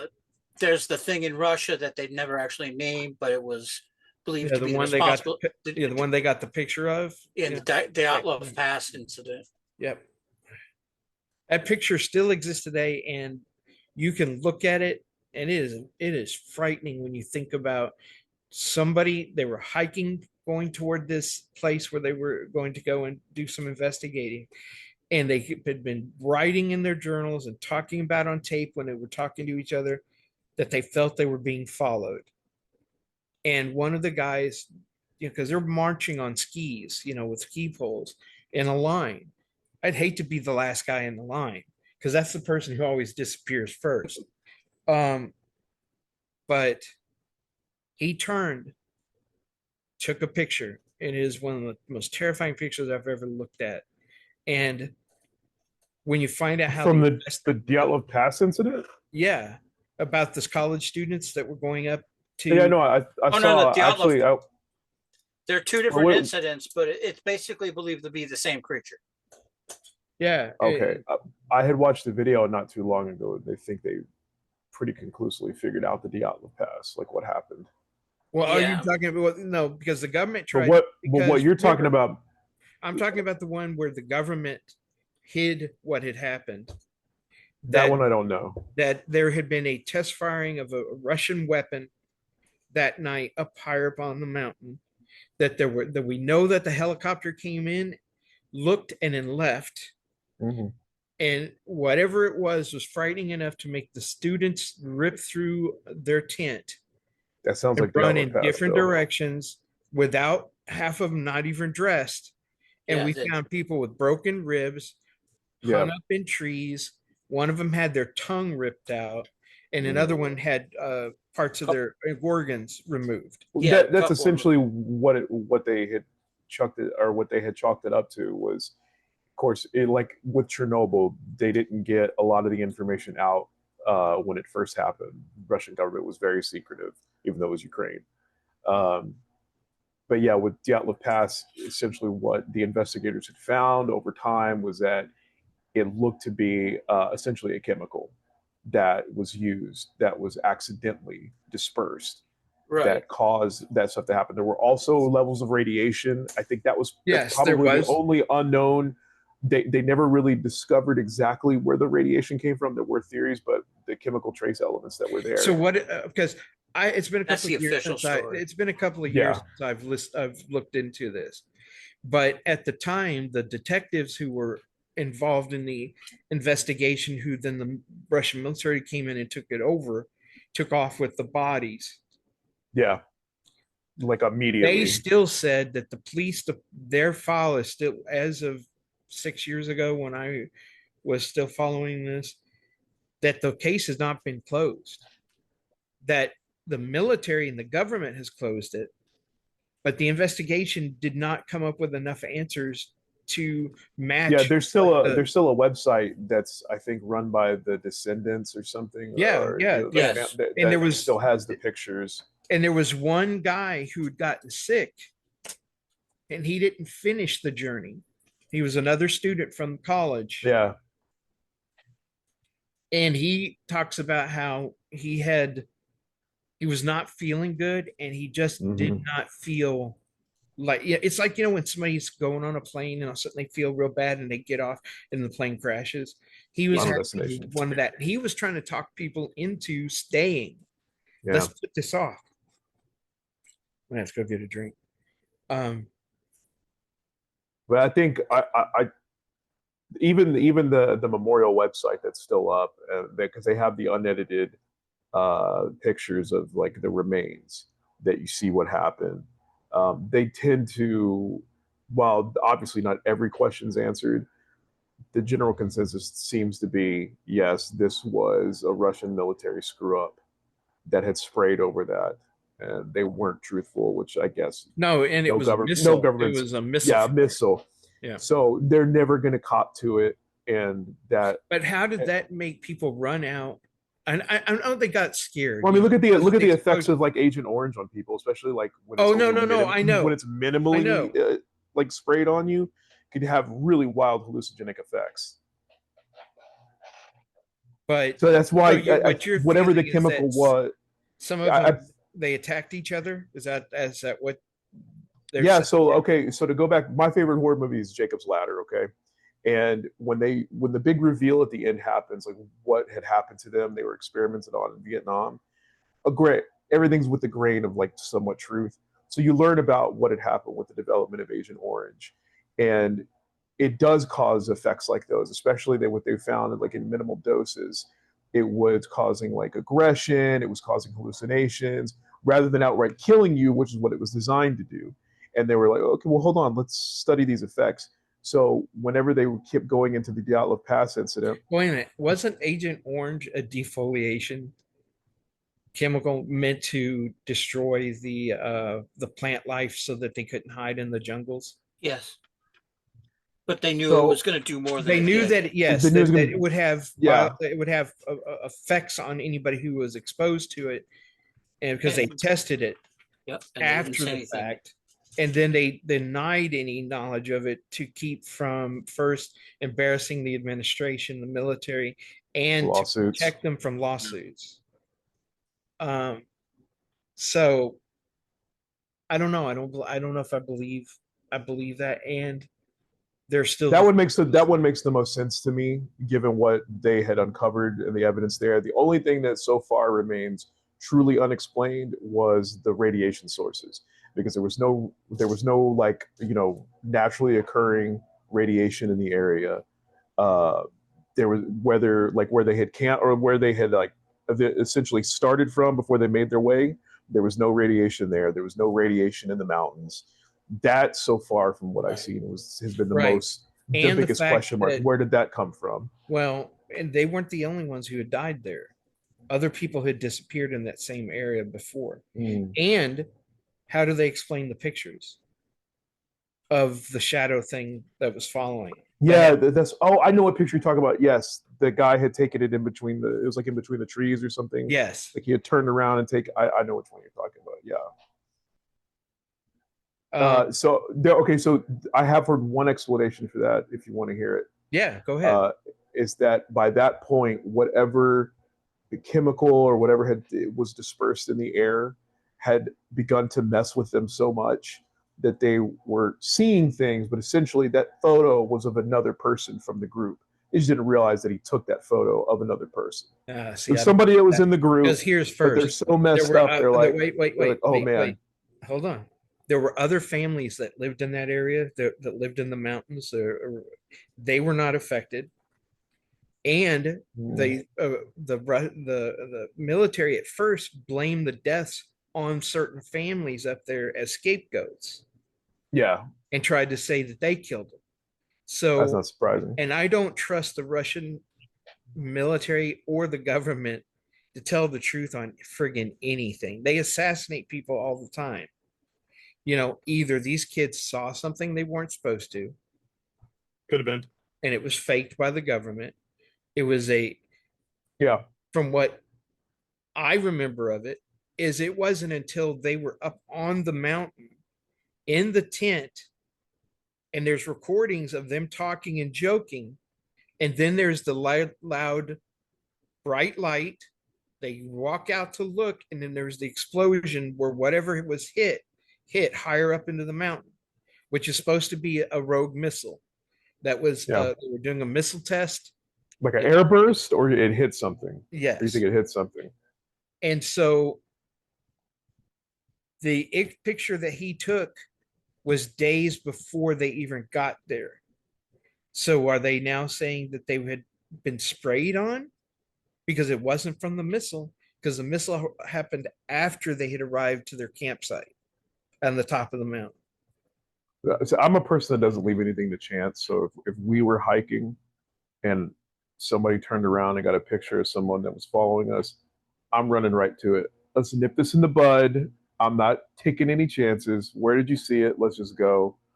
If it's a dude following us, let's take care of this. There's no way in hell that, like if we're hiking along and then Vince goes, "Hey man, I haven't told anybody else in the group, but I took this picture last night. I think somebody's following us." I would be pissed off Well, at Vince. no, Like, why didn't you tell anybody? Let's I go would find this wait, fucker. wait, Let's wait, go get right, him. right, Yeah. right. But hold on. You took a picture. You can't develop it where you are. No, I'm It saying like wasn't right now, It wasn't a Polaroid. It Well, we wasn't yeah, obviously but like like saw. a phone. if I was using my phone, Dad, like if I was Right, if he's I using know his phone now now, yeah, would, yeah. but I mean, but the dude he took the wasn't going to picture. say. Like He he felt told. I something think was he there. told a girl, and he told somebody. Yeah. I think we're being followed, but Where, they where, blew where him did you see off. him? Let's go. They blew him off, and it wasn't until the police developed the camera footage Mhm. that found the image. So he didn't have any proof to show anybody. Probably thought that So he was messing with them or something. Yeah. the whole thing is you can't use today's technology, today's environment, how you would react today to something that happened back then. No, but I mean, what Andrew's saying is, Well, just in general, like if you think someone's following us, if yeah, they're we're out gonna, there doing that, uh, like on a base level, I could see they were probably they probably thought he was joking, so they didn't take him seriously. Obviously, they can't develop the film right there.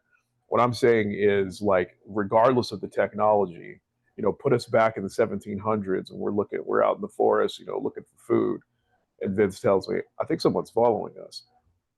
Well, where did you see him? I got an axe. Let's go. No, you don't want to take anything to chance.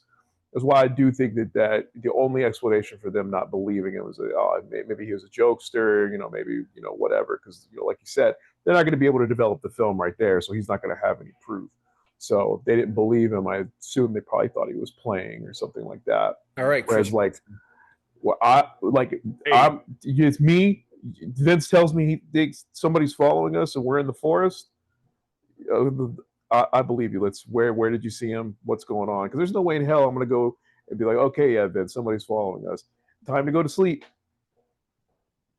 Oh no, Get in no. my tent. They kept going, and Yeah. they went and they had at least 2 more nights where they camped before they reached base camp, where they were up on the base of that mountain. And that's two You nights can I ain't see falling the asleep. map. Okay, you can go out there and look. There's plenty of mapping that tracks their climb. You know, Yeah, it's on I'm that so website, glad that that you were memorial brave website. enough to go run and see what's I'm chasing gonna you. I Well, have while to you're doing because that, I'm going to I keep have moving to. on and allow you to be bait. I have to because I can't. I don't like the unknown in that regard. So like when I was a kid, again back to the chupacabra thing, I remember my grandmother telling me, she's like, "Well, you can sit here and let it get you, or you can go get it." And I remember running into my closet one time with a little toy baseball bat. There was nothing there when I turned the light on.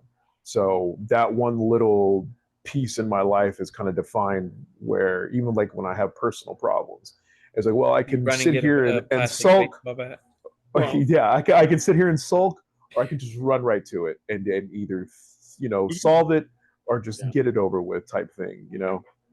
You raised That's us just that kind same of how I way. go. You raised us the same way, Dad. I'm like, No, I raised you to Like set I'm a not going to trap sit and and sulk. make weapons and be prepared for well, what's true. coming. But I also taught you to you move in a diagonal direction, Yes. change your direction to, and if they're still following you and they're still behind you at a distance, you know they're following you, and they're not just some fucking excuse me friggin' hunter who happens to be going, oh, where are those people going? I wonder what they're You gonna know, catch. Yeah. yeah. No, So but still, I you mean, don't just immediate run up and confront something, yo, bro, what's up, especially when huh? you get there and Watch it out. turns around and it's a big freaking grizzly bear going, lunch has been delivered. No, Is this Uber? How much am I gonna pay? but I understand where you're coming from. I'm crippled now. I can't run from anything. It's I have to fight. And so I understand where you're coming from, but it's going to be on my turn and my ground where I'm ready for it.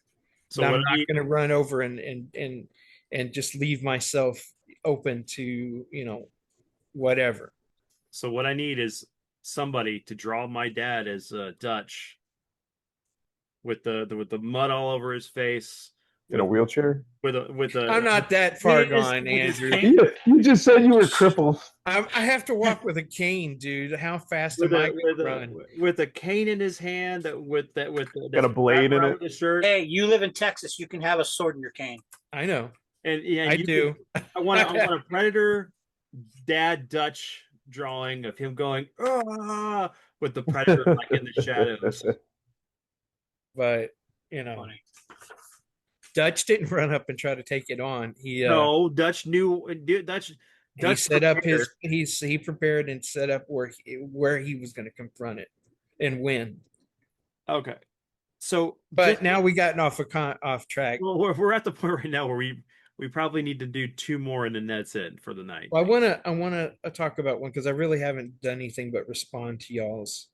Yeah. Um, and you did the Black Eyed Peas kids. Don't make me put the image back up. If you get exposed to like now, I'm not bothered by Riccio as much as I'm bothered by the name Riccio. I Well, used to couldn't even look at images of it. But when I was a kid growing up in New Orleans,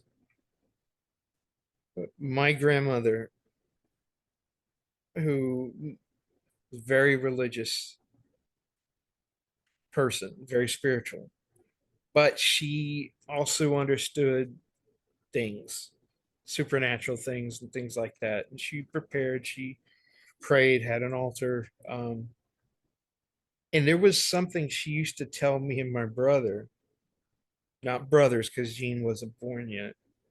Let me get back to him. And then I'm gonna tell you an interesting story about it afterwards. Oh, I'm in the wrong one.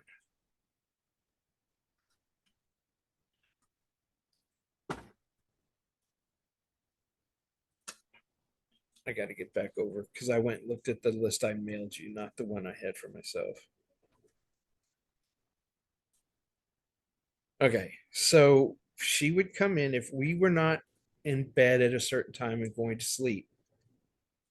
She would tell us about Père Monfit, which what that is a moss draped swamp demon. The name translated means father of wrongdoers. Um, it's known to all the Cajuns in Louisiana. It's they're one of their feared boogeymen. Was it Paramount Fat or Paramount Or Feet? Ferret. Okay. It's not fat. I've heard him say it. It's like I it's MLFAIT, and I've got a guy I recorded him say because I never said this right. Okay, that's fair. Louisiana's most feared boogeyman. It is a human-like monster covered in rotting moss and tree limbs and just muck. I sent Vince a picture of it, and he might be able to pop that up. I'll put it in the video. Unlike physical cryptids, it is often portrayed as a shape-shifting cloaked creature in Spanish moss who can appear to somebody as something familiar to them.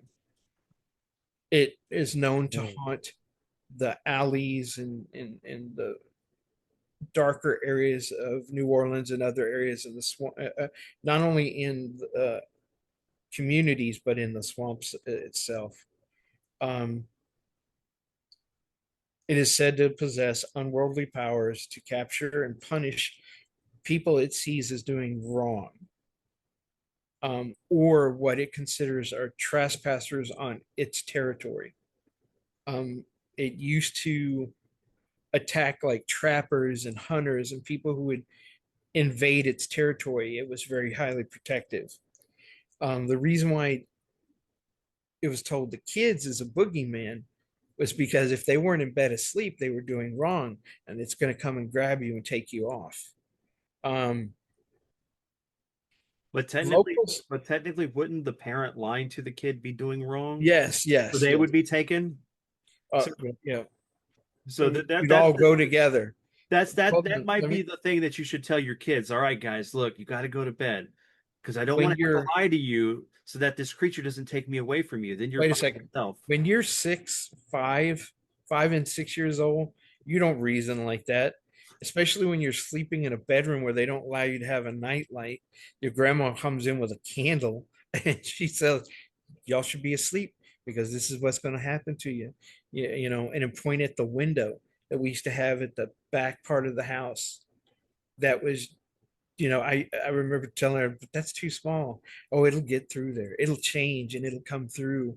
And then it'll get, and man, my grandmother I loved her. She was very loving and very caring. And she'd stay up all night with me. Like if I had an asthma attack or something, she was like right there with you. And if you were sick, she was caring for you. But she didn't play. If she told you to go to bed, you didn't do it. She'd come in and ask you to go to bed again. Third time, she was going to tell you something to scare the skin off of you, and you close your eyes until you fell asleep. Um, I don't need to read much more of this. It haunts bayous, but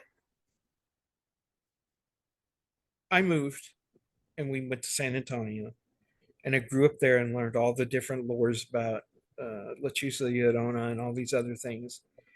But that story always stuck with me that my grandma told. So I was really surprised years later when I'm sitting watching a episode of The Night Stalker, and one of the last episodes in the series, because it only went one season, was a story about this monster, and it brought it all back to me. It was like right there, and it just reminded me, of the how some of the stories were told that we might think are there to make us go to sleep. Oh, grandma or mom's just saying that because she wants us to go to bed. Might have a grain of truth behind it. So that's what I'll end on. Could you imagine, like, we need someone to draw like a kid in a bed with a grandma telling the story about the creature, and he's at the window and he's like, he just happens to be passing by and he's like, I wouldn't do that, and just walks He's off. like, she's getting it wrong. No, Yeah, because she slept in the room. She slept on that. Oh, it was a big room. There was a double bed. Me and my brother Mike slept on, and my grandmother slept on the bed on the other. And there was a big space between us, but it had a vaulted ceiling. And even when the light was on in the room, it was just like one bulb, and it just made it kind of have this eerie glow in room. I hated being in. I'd rather sleep on the couch where the street lights would come in through the big window and it would light up where I could see what was going on. When you were in there, it was freaking pitch black. And so grandma would come in with a candle and she'd set it over on this table and talk to. Sometimes she'd pray with us. Sometimes she'd tell us a good story. But if we were really getting on her nerves, she'd pop out one of those scary mythological stories. And I think that's the reason I am the way I am. Well, that and the ghost that was upstairs in the it was a big, because of the vaulted ceilings, it would look like a 3-story home, but it was only two. So you had a big vaulted ceiling, and then you had a big spiral staircase that went up, and then it opened up into an entranceway and one room, and that's where my mom and dad slept. And me and my brother would try to see if we could make it up those stairs without scaring ourselves. And if we got scared, you'd jump on the banister and we'd slide all the way back down to the ground. Um, but I heard so many stories about why different family members would not go up and sleep in that room. And it was more than enough. And one time, no, my grandmother's in the kitchen. I can't remember where my mom and dad were. Grandpa was doing something in the other part of the house, and me and Mike started trying to get up, and he was like, "I'm not going to go any further. I'm not going to go any further." And I was like, "I'm going to go. I'm going to go. I'm going to go. I'm not afraid. I'm not afraid." And I got up and I walked, and I got to the landing, and the hair was on the back of my neck, and I was really afraid. And I turned and looked at the room, and there was like something covered in a sheet, and then the bed, and then the dresser, and then like I forget what was beyond it because it looked like another door, but I think it was to a closet. And I was like, and I thought it moved, or in my mind I saw it move. And that is the you just I you would have thought that that was in one of those sidewalks from the Jetsons that move really fast, because Mhm. I made it down in friggin' stairs in record time. And my brother was like, "What's wrong? What's wrong? What's wrong? I'm not going up there again. I'm not going to go up there again." And my grandmother comes in the room. She goes, "You're white. What is wrong? What did you?" She goes, "Did you go upstairs?" And I was like, "No." "Yes." And my brother spits out the truth. And she goes, "We've told you not to go up there. That is not for y'all. You don't go up there." And I never went more than 10 steps up again. Never. I was told to go call my mom or my dad. I'd walk up 10 steps. Well, I'd scream at him. Why are you screaming? Because I'm not coming up there. Sleeping on the floor down here. I guess since we did start it, and we can finish with this last part, skinwalkers, because we barely kind of did the illusion or talking about the association with Wendigos with them, but Yeah, I didn't get to do the giant spider either. no bonus features. You want a giant Director's spider? cut. Go watch Billy and Mandy. Billy and Mandy. A malevolent witch from Navajo legend. The skinwalker can transform into animals, bring curses, death, and misery. And they are reported constantly on the Navajo um, reservations and stuff. Not just there. Well, and in other Indian tribe Yeah. that land. Um, And thing skinwalker. about the skinwalker is that the Navajo also have other legends about portals and things that pass through doorways from other dimensions to ours that have the ability to naturally disguise themselves. So there's one about it being a witch, the taking in, or a shaman, or even being bestowed upon one of their warriors, something that would help them transform or change their body. Wasn't just into a wolf. It could be anything, it could be a coyote, whatever. Yeah, And then there's the other version, which means they are spirits that walk into our world, and they guard certain areas, and they can become, anything. And there is lots of recorded history of farmers, ranchers having a massive, what people called a wolf, attacking their animals. They'd go out and they'd shoot it point blank, and this thing shake it off and run off. There's also stories from reservations where even in modern times, something attacks their farmhouses, attacks their animals, um, They mimic voices. mimic voices. Yep. You they'll be like even in a neighborhood, like you'll have like a forest line or tree line and everything. You'll hear them calling you or making a similar sound of someone you know to bring you into where they're at. Yeah, which is different than a mimic, Right. because there's several things that do the same thing. Mhm. But yeah, I always, when most people hear skinwalker, they think of a werewolf, or something like that. But don't be confused. They can become a bear. They can become anything. It just depends on what the totem is that the witch doctor, I mean, the shaman or the witch gave them. If And it's that version, if not, it's the other one, and those other yeah. ones can do whatever they want. the totem Now with the amulet. the ones that are the portal ones, they don't seem to leave an area. Mhm. They are guardians, they're protecting, and they'll drive off something, or whoever gets in that area. But the ones who are with totems and use that to transform, they seem to be able to travel long distances. Colin, I'd like to know what you have on them other than. What I have on skinwalkers. Mhm. Uh, Basically, it's just a lot of the same stuff. Uh, basically, it's like Vince said. It's based from native or natural magic, and you're given a totem, you're given an amulet. Depending on which one you're given, is where you have what kind of ability you have. And then, if I remember right, there's three different the bear, the wolf type of thing, and something else. I can't remember at the moment.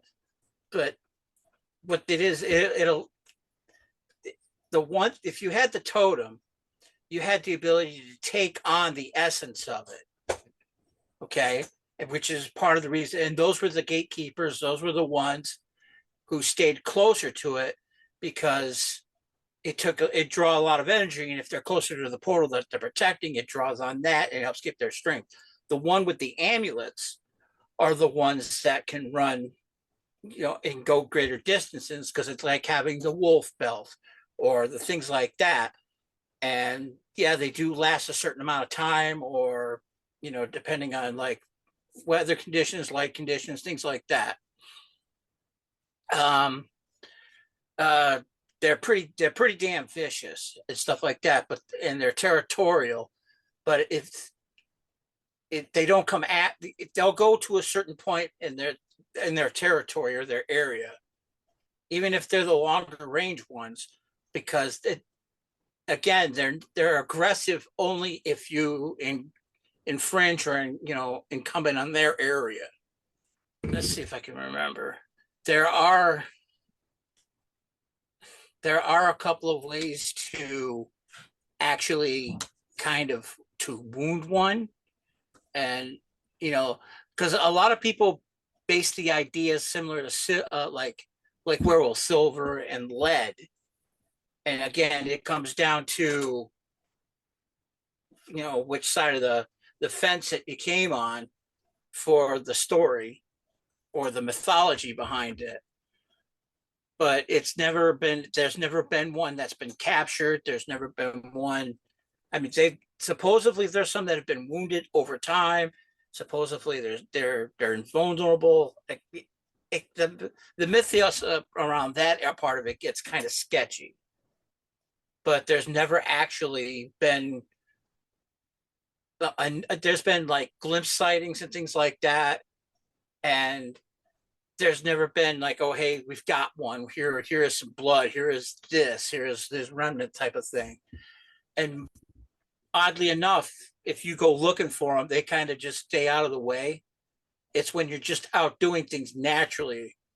It's like the Skinwalker Ranch. They invite people to come out and look for them all the time. They end up finding nothing. It just becomes dead silent. In fact, the Paranormal State crew, Ryan Buell's old TV group there from the East Coast, back here on the East Coast, they went and were trying to figure out the myth of it and everything like that, tried to go some hunting on it, didn't get anything, and ended up finding stuff in the sky instead. Some UFO type of stuff, which they were trying to equate to it. So it, there's something to that too, because even like with some quick reading that I was doing, apparently a lot of the Skinwalker lore is still held close to the chest in Navajo culture. So it's almost like, searching for breadcrumbs in a way. So I thought that's super interesting. I didn't know that either. That's really, it kind of explains why it does seem so hard to really get anything concrete on it as compared to, something like a chupacabra. When it's very, what is it?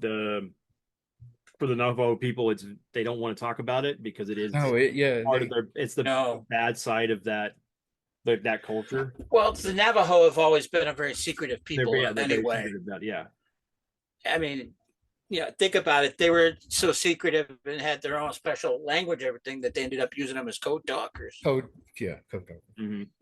And so if you want something kept secret, you go tell it to a Navajo.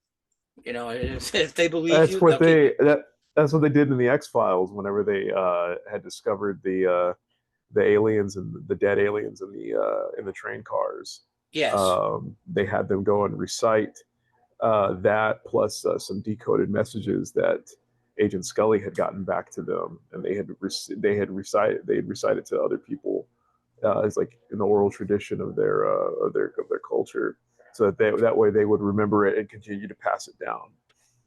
So and a lot of it is oral language, oral history. Mm-hmm. Well, I mean, most of them didn't have a written language, and if they did, it was not something that most Europeans who came to this country could decipher.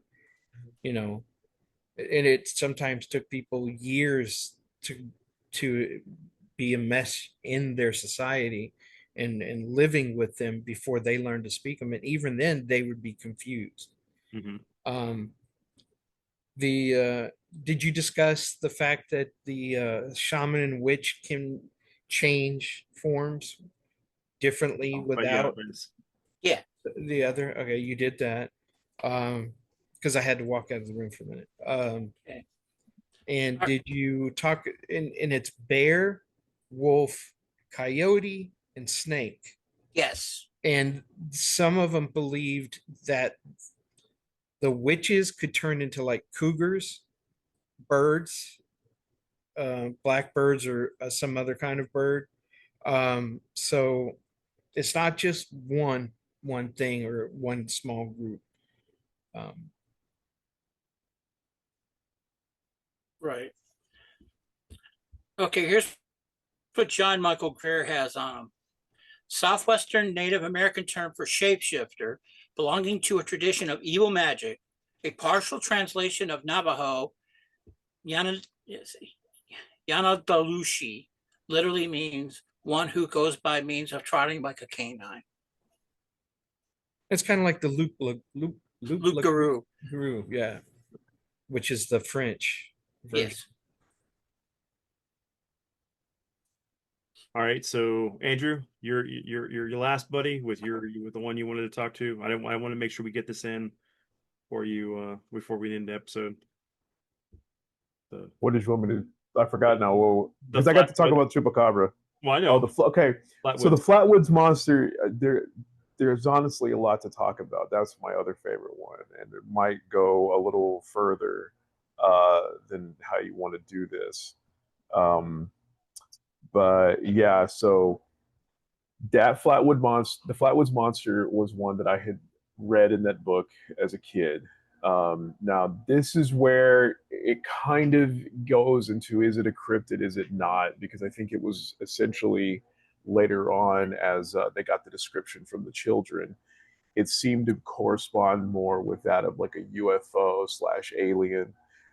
Because they said there it had also, like, I'm actually getting goosebumps talking about it. I guess it still affects me even at this age. It had emitted sort of a metallic sound, like a buzzing that would get like it wouldn't say it was like piercing the kids. Of course, I'm going off of memory, but it definitely had like a metallic buzz to it.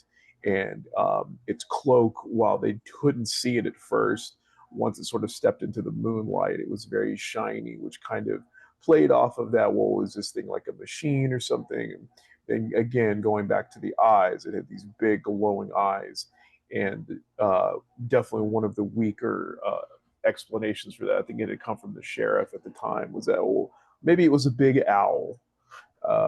No, but yeah, this one.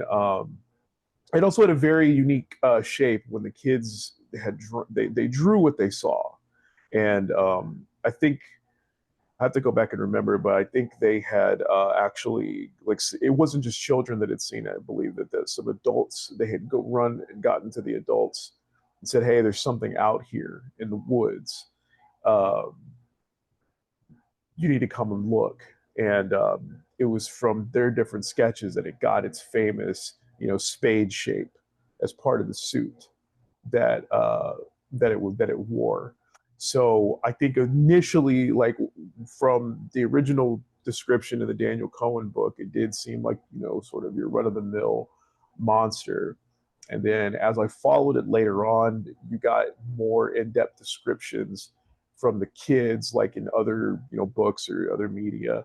And that's where it started to take on more of a metallic, possibly machine like attributes, until eventually I think the general consensus is that this one kind of gets put over into the, this was a UFO slash alien categories, because I remember distinctly the book never mentioned anything about a ship.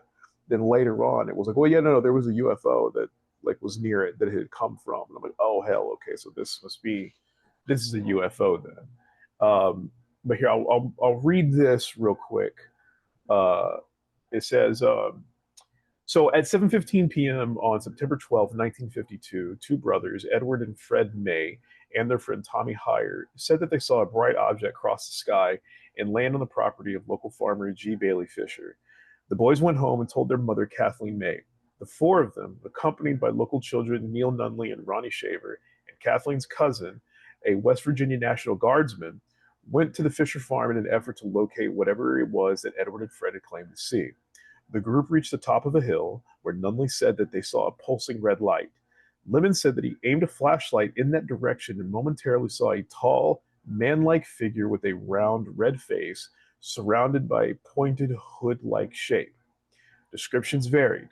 In an article for Fate magazine, which if you can ever get old copies of those, I recommend it. It's awesome.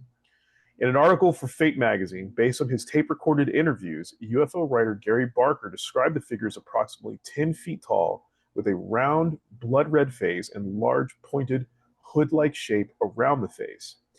Eye-like shapes which emitted greenish-orange light in a dark black or green body. May describe the figure as having small, claw-like hands, clothing like folds, and a head that resembled the ace of spades. According to the story, yeah, ugh, it still creeps me out. According to the story, when the figure made a hissing sound and glided towards the group, that's why I forgot about that. It actually came at them. Lemon screamed and dropped his flashlight, causing them to run away. The group said they had smelled a pungent mist and some later said that they were nauseated. The local sheriff and a deputy had been investigating reports of a crashed aircraft in the area. They searched the site of the reported monster, but saw, heard, and smelled nothing. According to Barker's account, the next day, A. Lee Stewart Jr. of the Braxton Democrat claimed to have discovered skid marks in the field of an odd gummy deposit, which were subsequently attributed by UFO enthusiast groups as evidence of a saucer landing. Finally, it says, according to a former news editor, newspaper stories were carried throughout the country, radio broadcasts were carried on large networks, and hundreds of phone calls were received from all parts of the country. The National Press Services rated the story as number 11 for the year. A minister from Brooklyn came to question the May family. A Pittsburgh paper sent a special reporter. UFO and 14, how do you pronounce that? 14 writers like Gray Barker and Ivan Sanderson also arrived to investigate. So it ended up being a pretty big deal. So yeah, it at least for me, as I came to be familiar with it, it started off as more of like a monster. I do remember the claw part now, that was in the book. And then later on, what was so interesting about this one was that not only was it locally, this was something that was contained. I mean, it's literally named after the place where it took place. But then you have the interviews, the taped interviews. You have and then over the course of a couple of years too. Even like I think the children later on, as they had gotten older, were still talking about it. And I watched something a couple of years ago that had interviewed, I think, one of the eldest sons, who he was one of the eldest sons from one of the kids that was there that night, and that his dad still swore by it even, until he died. That was one of the scariest things that he had ever encountered. That obviously more than one person saw it. And I remember thinking after watching the Mothman prophecy, I'm like, maybe in the right hands, this probably could have been turned into a really cool movie. But yeah, this one, it definitely started out as cryptid, but I think later on it was pretty obviously more into the UFO category. But definitely one of the creepier ones, just from you holding up that image, the shooter, that still gets me. I still wouldn't want to see that at night. If we were walking in the forest on our own Dyatlov Pass and he said, "Hey, look, I think somebody's following us. Here's a photo on my phone and it's got the Ace of Spades shape," I will be running the other direction. I won't be running towards that one. Even if I pulled it up and I started playing the Motorhead song. No, if anything, that'll help me. That'll give me the energy to run faster away. Where's my skateboard? I'm gonna just don't be running next to Andrew. Make sure there's a distance, because remember, he doesn't have to outrun the monster. He's got to outrun you. So yeah, sorry, this Vince. one. Sorry. This one I think was another big favorite of mine. I think not counting Chupacabra, which not only did I experience that in my real life by hearing people talk about it, before I ever saw anything on TV. What I had come to read and get into later on, Flatwoods Monster, Mothman, were probably two of the biggest for me that I thought was super crazy. I was really into Goatman, but that one seemed to take on so many different iterations. I could never really nail it down between, it was a crazy person or it was like a scientist, that had gone, a science experiment that had gone wrong. The dude only really attacked cars. He would throw crap at them as they come by, and that one really, I thought that one was more funny than anything else. But yeah, and so we were talking about how who was it that had the we were just talking about earlier that had like a statue or something built towards it. Was it the Mothman? The Mothman has a statue. Mothman has a statue. Yeah, so the Flatwoods Monster has they have a big chair in the town of Sutton that you can sit in, take a picture of it, and then the backing of the chair extends way over your head, and it's the Flatwoods Monster. And you can take a picture thing of with the description, knowing when it happened, I'm thinking back. It seems like something out of one of the trades that you would have read. Remember how that they thought he that's how somebody, he could have been a pilot, he could have been, it could have been an Yeah, alien like a big in a space helmet. suit, a Yeah, space space helmet. helmet. Yeah, And that's the first thing I thought of too. and that they would perceive it as a monster. And if there was like a venting system on the suit, Hmm. like a scuba There's tank. your hissing noise. Yeah. Yeah, And that if he had a craft that was with him, that burning smell could have yeah. been re-entry. Whatever deposit has burned off of the craft itself. So Well, didn't yeah, they also that the government showed up at one point during to do stuff, or no? uh, I think I haven't seen any. This one has more along been the lines of local investigators and that whole thing, like interviews, and the retelling of the story. Hey, Colin. The military got involved with the Kecksburg UFO. I remember Yeah, that one off the yeah. top of my head. The Kecksburg UFO, also one of my favorite UFO stories. That's the one that crashed in the woods. And the next thing you know, military All the comes to town. military They came start taking in, and people's yeah, houses. Like, hey, we're going to use your house as a sort of an FOB, sort of a headquarters. While we do this, that's the the one where they townsfolk could carried come out something there. off on a Yeah, flatbed, right? Yeah. and yeah, they carried off on the flatbed. And in this one, I think they said was kind of, you could kind of draw parallels to the supposed Nazi Bell UFO that the Nazis were working on, because that was sort of the similar shape that it was. They said it was either sort of like a candy corn shape, or but it had a tarp draped over it. But then other people were like, well, given the year that it took place in, they think it was a fallen Nazi Bell UFO that had landed there, because it was somewhat similar to that candy corn shape. But yes, I love the Kecksburg UFO one. That one's awesome. That's a really good one. Also on Unsolved Mysteries. So, Colin, Project Yes. Project Blue Book. When did they start it? I want to say I know it was within a year of Roswell. um Did you ever watch the TV show? 46, maybe There was two. 56. There was a one in NBC that came out in the 70s, early 70s, I didn't and see that it one. was written by some of the entries of what was in it. And it was really there to kind of confirm the what the outcome that the people who were doing Project Blue Book said. There were a few of the episodes that showed that they were unable to confirm or deny what had happened, and that was what was Yeah, actually written in Project Blue Book. And then they had the newer version of it. all they wanted to catalog all the ones that they Yeah. as many as they could check off. So So get I this, kind of check think this out they real might quick. have looked into this one, but it might have been Okay, I think 47. I can't remember right, but it said Project Blue Book was a code name for the systematic study of UFOs by the United States Air Force from March 1952 to its termination on December 17th, 1969. March 1952, Flatwoods Monster, September 12th, 1952. So that could have very well been maybe one of the first ones that they took a look at, because that would have been super 47 to fresh. 69. That one would have been super fresh. like I saw the newer one, the newer TV show. I saw that on that was like a history channel. It was on the History Channel of all places.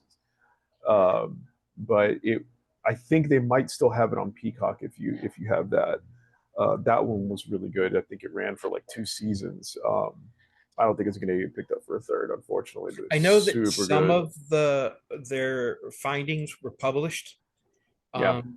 thanks to Congress, but I don't know if they're available anymore. I don't even know where to go and hunt for them. I don't trust anything on the government site now. Well, that's a whole other episode we can do.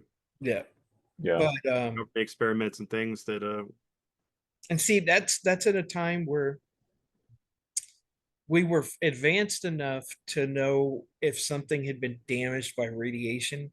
So if they took sampling of the ground, they would have known if there was any kind of radiation, if there was a cellular change due to radiation, because radiation does cause cellular damage.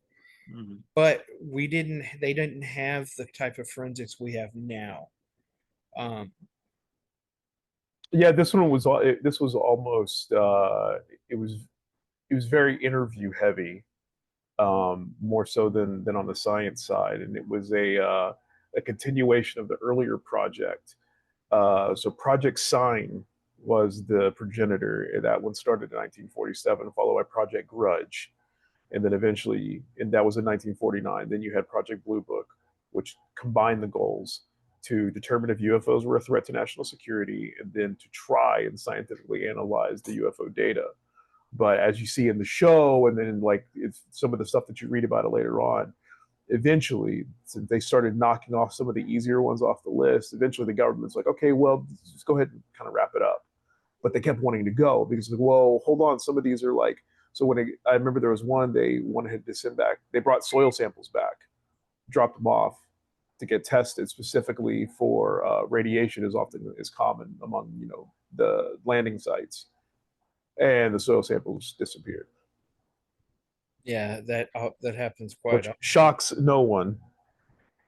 Yeah. Well, Thanks, see. I would I guess there's the we do need to wrap up the episode, but you got the no, keep going. How long we're gonna go an 8 hour Well, podcast? why don't you list some of the ones that I gave you and describe them? I can't And I Yeah, can't knock, pronounce knock some them of the out. names, but I had the Juro Gummo, which is the orb weaver spider. Okay, when an orb weaver spider turns 400 years old, it is it grows horrifically large and becomes capable of transforming into a beautiful woman to lure men in to eat later. Uh, Hmm. since the Joro Gummy or Gummo's origins involve real spiders, the word is also used to refer to several species of spiders who, if they live to be 400 years old, um, would become unpleasant creatures, which is and then the one above that is the Jubber Farrar. I know I messed that up. yeah, the Jabba Fofi, Oh which yeah, is a giant spider in language of the Baki people or Baka people. It is a cryptid said to inhabit rainforests of Congo.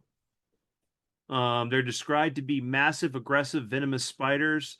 They are said to have hair, dark brown or black bodies, similar to tarantulas, with leg spans up to 4 to 5 feet. Younger spiders are reportedly golden and purple in color. and their venom is highly toxic. If you get bit, there's nothing they can do. There You is die within a few days. the rake of the Grand Canyon. You didn't have anything about that, but that's something that's like it's more. The rakes are more modern, or at least people are catching more of it lately in their videos.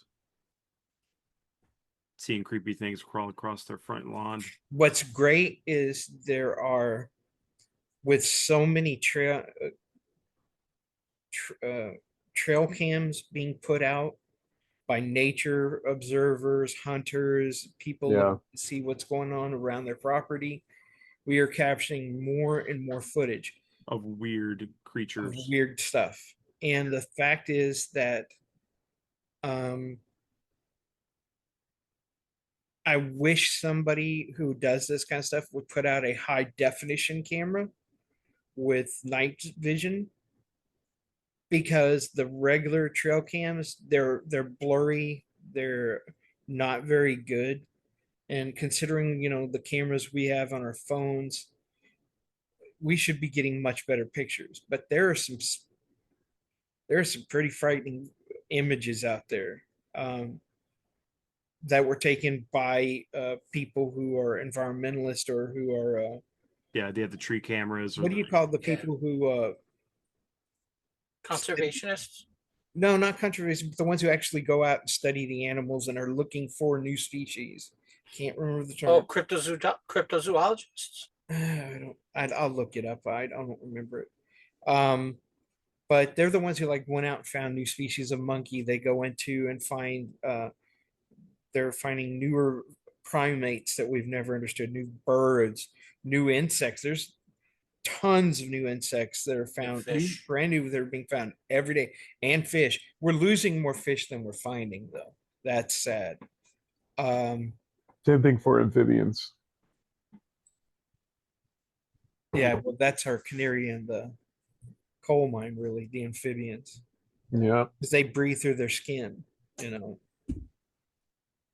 You got the Tengus, a shapeshift, can go from human to animal. I know those are Japanese, aren't they? They're the ones that... Yes.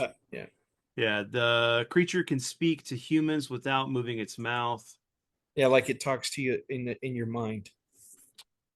There is Uh, Mini Hune. These are characterized as mischievous dwarfs that engineer feats. I'm sorry, their engineering feats are revered. They're that sounds like the Deeros. huh? Has anybody heard of those Deeros? Yeah. Those are the little, yeah, I think I have them on my other list. Yeah, I don't know Yeah, how you would classify those. they hide from humans in forests and valleys. Are Yeah, that said sounds like to Deeros. love bananas and fish. I don't know about the bananas. Some say they were chased away by the Polynesians, but others believe they still carry out tricks on the islands of the open Pacific Ocean. We see it in. He had the Pope Lick monster, also known as the Goat Man. So, See, that one they got so So many it's the variations. loop. Oh no, that's wrong. I know I have it on here. is a legendary creature said to inhabit the area surrounding Popelet Creek and railway tessels just outside the Louisville, Kentucky. The cryptid is typically described as having a torso of a man and the legs and head of a goat, sometimes with additional features such as fur, scales, and horns. Some of the most famous American cryptids with Texas connections: Chupacabra, the lake worm monster, Bigfoot-like creatures, also known as Kato creatures or Kato critters, the ape-like orangutan swamp thing, and the winged Houston Batman. Well, let me see. Speaking of the Houston Batman, do you know where supposedly his hideout was?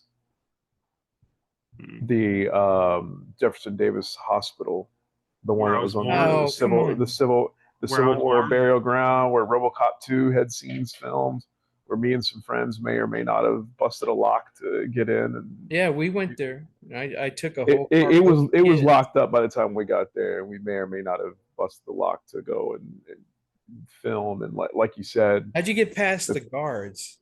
there was no We guards in tried. Oh 2002. no, there were four In police. 2002 at 11 o'clock at night when we got there, there were no guards. There was no one there. It was almost pitch black because you could see the downtown Houston like police. One of the big police buildings is not too far from where it was, It's and the they had like court, big like the floodlights. courthouse. They had like big floodlights around, so you could. The front of the hospital was still illuminated. The back was completely pitch dark, and we may or So may let not me have ask: gotten did they in. still have the smokestack, or was it gone by then?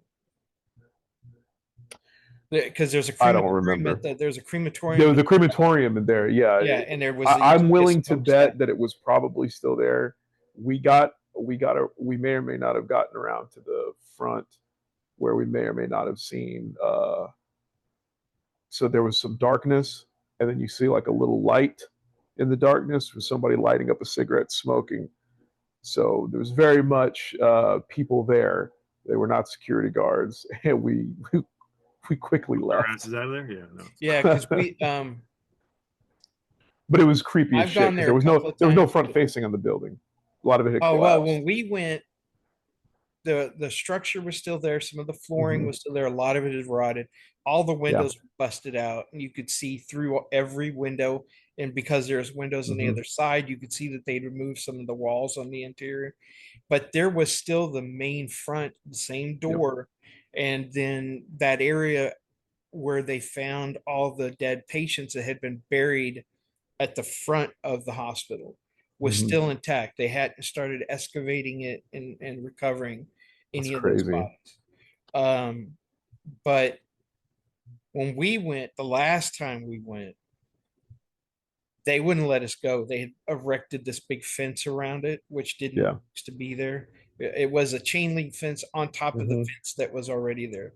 Um, you could walk completely around it, but there were when we were trying to look at it and we had flashlights we were shining in the windows, you could see shadows moving around inside, Oh yeah, and no, there were definitely crackheads in there. and there were four officers, two on one side and two on the other side. They came up and asked us what we were doing there. Said I Right, brought man, some what do you kids. think? I brought some kids. They wanted to see this. It's October. They wanted to. I was going to walk them around. Well, you can't go in there. Everything is chained. And I was like, well, who the hell is that? And he's like, what? And he turns and looks, and you see a guy standing by the window. The back window light is reflecting on him. And then he goes, and then he got on his thing. And he said, I think there's somebody in the building. And they went in and looked. And then they came out and said, we can't find him, but y'all all need to leave. And then more police cars arrived. And I was like, all right, kids, I'm the only adult here. Say no I more. ain't going to jail for this. Yeah. Into the car, and we left and we went to San Jacinto to go look and see if we could find the ghost lights at the San Well, Jacinto Monument. considering the fact that, like I said, I was born. Isn't that the hospital I was born in? No, you were born at the other one because there was twin hospitals. Right. Yeah. You were born on the one that is on Park Place. Okay. I mean, It was still closed down. yeah, no, they closed it down and they ended up putting in Hospital I was born in is closed down too. um, the state bought all the property, closed it down, and then they built up housing, housing units in there. Because that My was ex was born there. that was right where the old Antones, the first Antones Yeah, yeah. was right down the The road from there. the one that you were born at. That's my ex was born there because I remember Yeah. talking to her about it, and I was like, I don't think. I mean, correct me if I'm wrong, but I don't. We found out later from her mom that she was born at the one that you were at, the other one, the twin hospital. That's how I found out there was two of them. I didn't know that. Because like I was like I didn't think the old like Civil War Jeff Davis Hospital, I didn't even think that was still operational in the 80s. I figured it had already been long closed. It was just sitting there. No, She was like, oh no, I was born there. I was born there. I was born there. one of those was still operational, and it was a considered state. They funded it was, but they had such good prenatal care that even if you were at one of the more expensive hospitals and you were having problems and complications, you would be taken there because they were better equipped. And they're the only reason my son is still walking because he was born, 7 months, and they knew exactly what to do to keep him around. And he had a pretty decent set of lungs on him too, even for that far. But I don't remember if it was the fifth or sixth floor.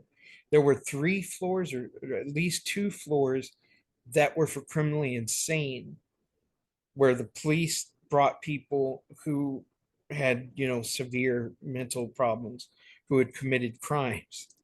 You couldn't get on the floor because the minute the elevator door opened, you would be met with security personnel.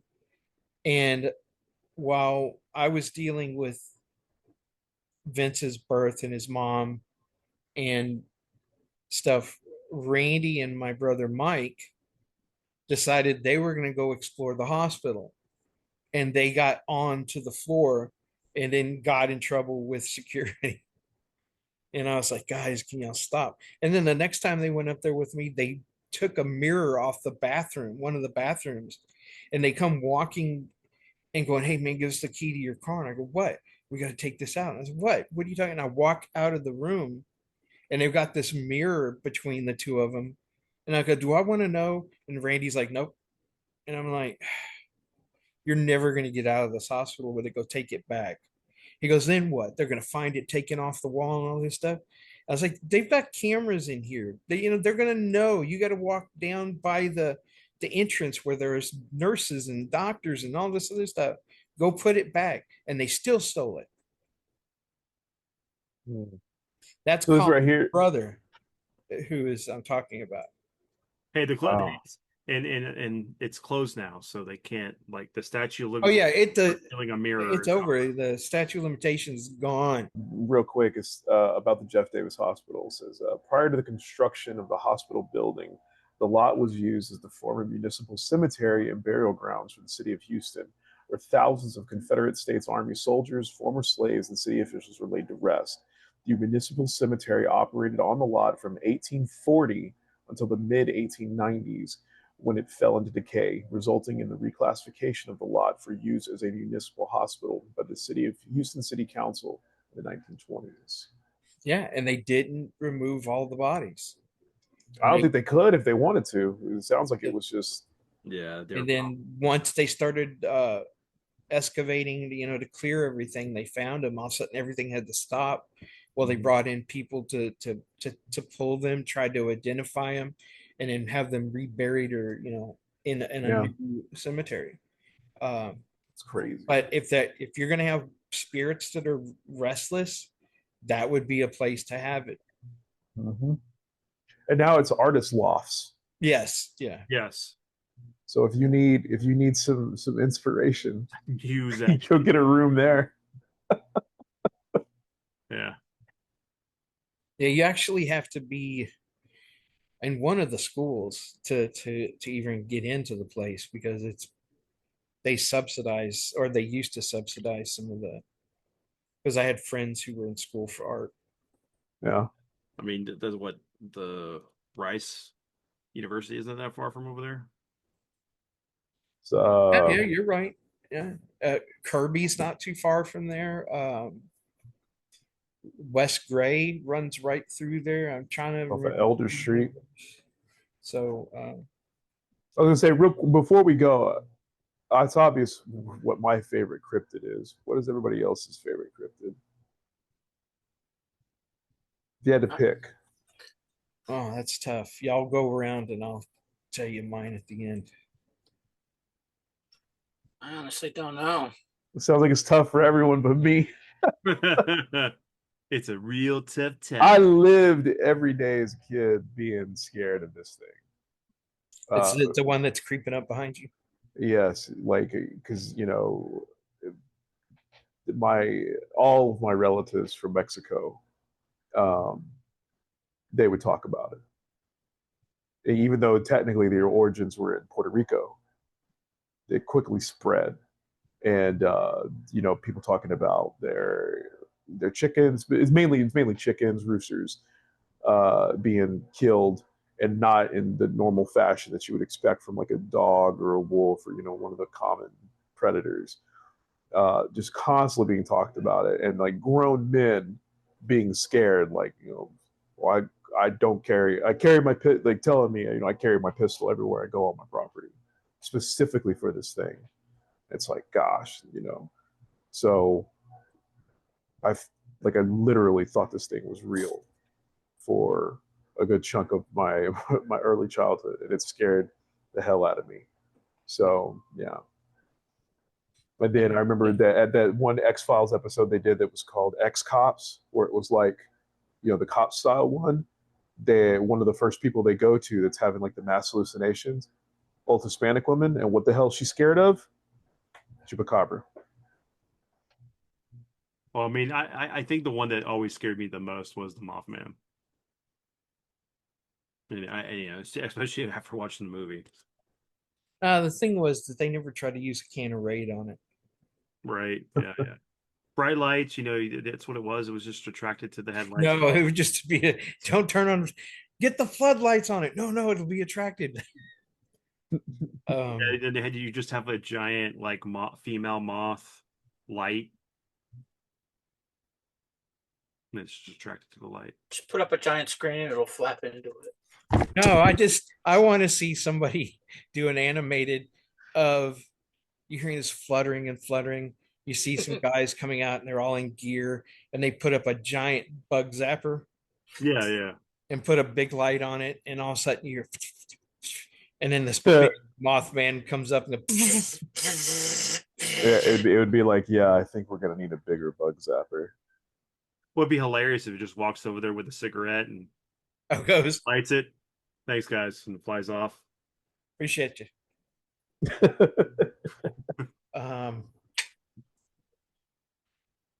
Go on, Colin. I honestly can't name a favorite one. Okay, which one would you least like to run into? All of the above. Spider, all of them. All of the above. Giant spider. Giant spider. No, I don't want to meet a Jin, an Oni. I don't want to meet any of that. Yeah, a Jin. Yeah. That a Jin would. It's technically not a cryptid. Yeah. It's more of a supernatural creature. Yeah. But I don't know. Maybe a thunderbird. Ooh. Because if I saw a thunderbird, I would run vertical.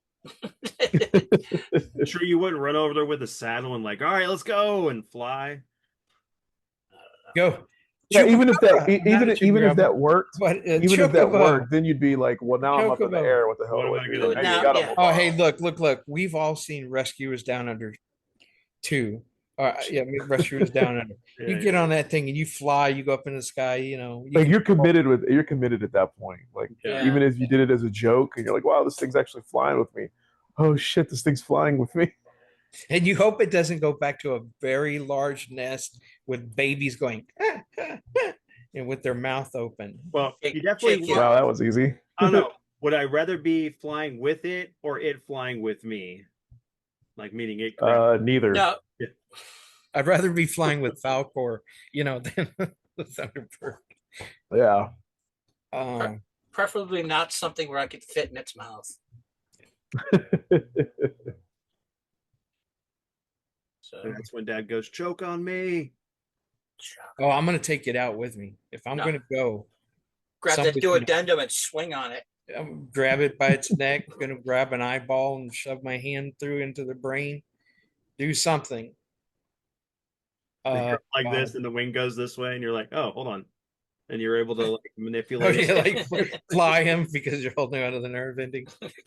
God, that would be the world's most gross controls. Yeah, flat. It's a grosser version of Ratatouille. God, man, that was the wrong way to word that. There are a lot of them I don't want to ever meet. Well, we know which one you don't want to meet, and that has nothing to do with what I was talking about. The one that the owl, I was gonna say the one that I don't even like, and I said it. I went as far as to say it. Her name, I know. I said it, but I've had experience. Art and me, and I would never, ever want to deal with that again. Andrew's like, I want to know what this is. What is this for? That's when you hear the knock of the door and there's a couple of kids. No, it don't knock. No. Do you have any Grey Poupon?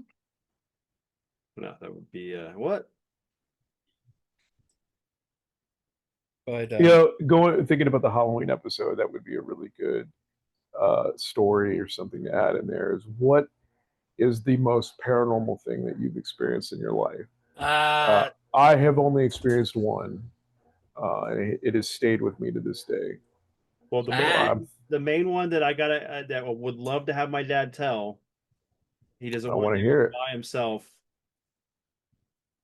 And so I've only had one, and it was pretty bad. You got to be careful about the term paranormal, though. Well, Paranormal. It's a blanket paranormal term. or then the most unexplained scary thing that's ever happened to you. So Okay, it's I've got scared the one. hell out of you, and there really was not an explanation for it. I think that would No, be a really good I've got. topic. There's 3 stories that I don't really tell anymore. Save those for Save Halloween. those for the Halloween I'm one. not That's what going I'm to say saying. them Yeah. right now, but I will leave us with this one. I had a Okay. bunch of friends. We used to go and watch horror movies, and Just I like me. happened to be in the car. We were at a drive-in, and a certain scene popped up, and I was like, "F that! I never want to see that. Never." Months later, my friends set me up. I leave my house. I go pick up a friend of mine named Jan. I pick up another buddy named Richard, and we go to pick up somebody who needs a ride somewhere. So, which was a thing I did at night, hoping my dad would not wake up and look out and see my car gone or me not in bed. I once drove somebody all the way to Louisiana and back, got there just in time for my dad to wake up. But I was so tired, I sat back in the car and Randy was on the other side, and we just sort of sat back. And I was like, I can't believe we made it. It's Saturday. My dad doesn't have to go to work, so we're fine. All of a sudden, boom, boom, boom on the glass of my car. I My think I dad, heard the I was story. rolling it down. Yeah, Yeah, he I was like, figured. I caught you. Yeah. I caught you. You were sneaking out. You were going to You're go in the off somewhere. car. Yes, sir, I was. I was going to go to the store. Oh, well, you go to the store, you get me some milk, and That's you what pick weird. up something else. And I was like, okay, okay. Me and Randy just looked at each other and slowly backed out of the driveway and went down to the little Jiffy Mart down the street. I was like, Stay awake for like 5 more minutes. We can do it. You do it, yeah. So oh man, it was. now Oh. tell those Good stuff. But I'll tell you this: they've set me up, and I'm taking them and dropping everybody off to go back. And Richard I swore he got out at Jan's house, but oh no, I dropped him off. I went and dropped Jan off, and then I was trying to figure out where my friend was going to stay because he couldn't stay at my house. And Richard went and asked it was his mom, um, if he could stay there, and she said yes. And so they went off and talked, and I wasn't paying attention, and I was waiting for them. They came. He said, "Thanks for coming to get me." They went in the house. While I'm talking to his mom, Richard's climbing out of his friggin' bedroom, runs over to where my car is parked at the church, gets into my back seat and lays down. This will tell you what scene I was talking about in a movie. So everybody's gone in. I think Richard's in there. I think I'm alone. Start up the car, go through the church parking lot, turn. I'm going to go down to East Haven and go to my house. All of a sudden, I see this fucking body set up, looking out at the door. I'm like, holy shit. And it's looking this way at the passenger door. And then it turns and looks at me. And it's got this evil looking grin on it. And I literally thought about jumping out of the car and just letting the car keep going. But I slammed the car into park while I was still moving and jumped out and ran across the street away from my car. And then Richard comes falling out of the back seat onto the ground, laughing and complaining because when I hit I didn't really even stop the brakes. I just went and was out the door and gone. And it slammed him into the back seat and it busted his nose. And he's like laughing and blood's pouring out of his mouth. And he's like, ow, ow, bah, ow, ow, ow. And I was like walking towards him. I was going to strangle him right there. And he's like, no, no, no, no, no. Everybody was in on it. It's not my, I mean. And so the next day, as we got together to hang out, everybody was friggin' laughing at me. That was, if we had been on a freeway, I'd have killed us. Because Oh man. oh man, I was like, And it was because we'd watched this movie, and I don't remember if it was Audrey Rose or one of the other ones. And in it, there's a guy who's driving home, and all of a sudden this dead possessed thing sets up in the back seat and turns and looks at him and it kills him. And I'm like, oh man. So you ain't got nothing on that with your little Rikio stuff. I don't know what you're talking about. No, but we did watch a girl transition into a doll and fall on the ground. Yeah, yeah, yeah. I was thinking more of like when he showed up at my house late at night, beating on the door, and I opened the door, and he's like, "Rikio is the what did you say? Rikio is number one, or is the best?" And you run off, and I was like, There's only one story, the story of Ricky. "Yeah, oh We god, did before.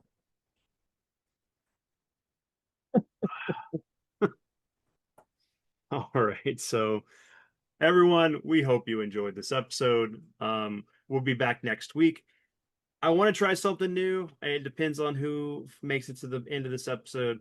But if you guys want to put some comments down in the comment section below, we will read them at the end of the episode. But until then, everyone have a great one. Let us know what your favorite cryptid is and what scares you and what maybe doesn't scare you. here's my favorite cryptid. It's a kitty. She's mad because I picked her up." Well, can't help that. All right. Thanks, Night, everyone. everybody. Good night. All right.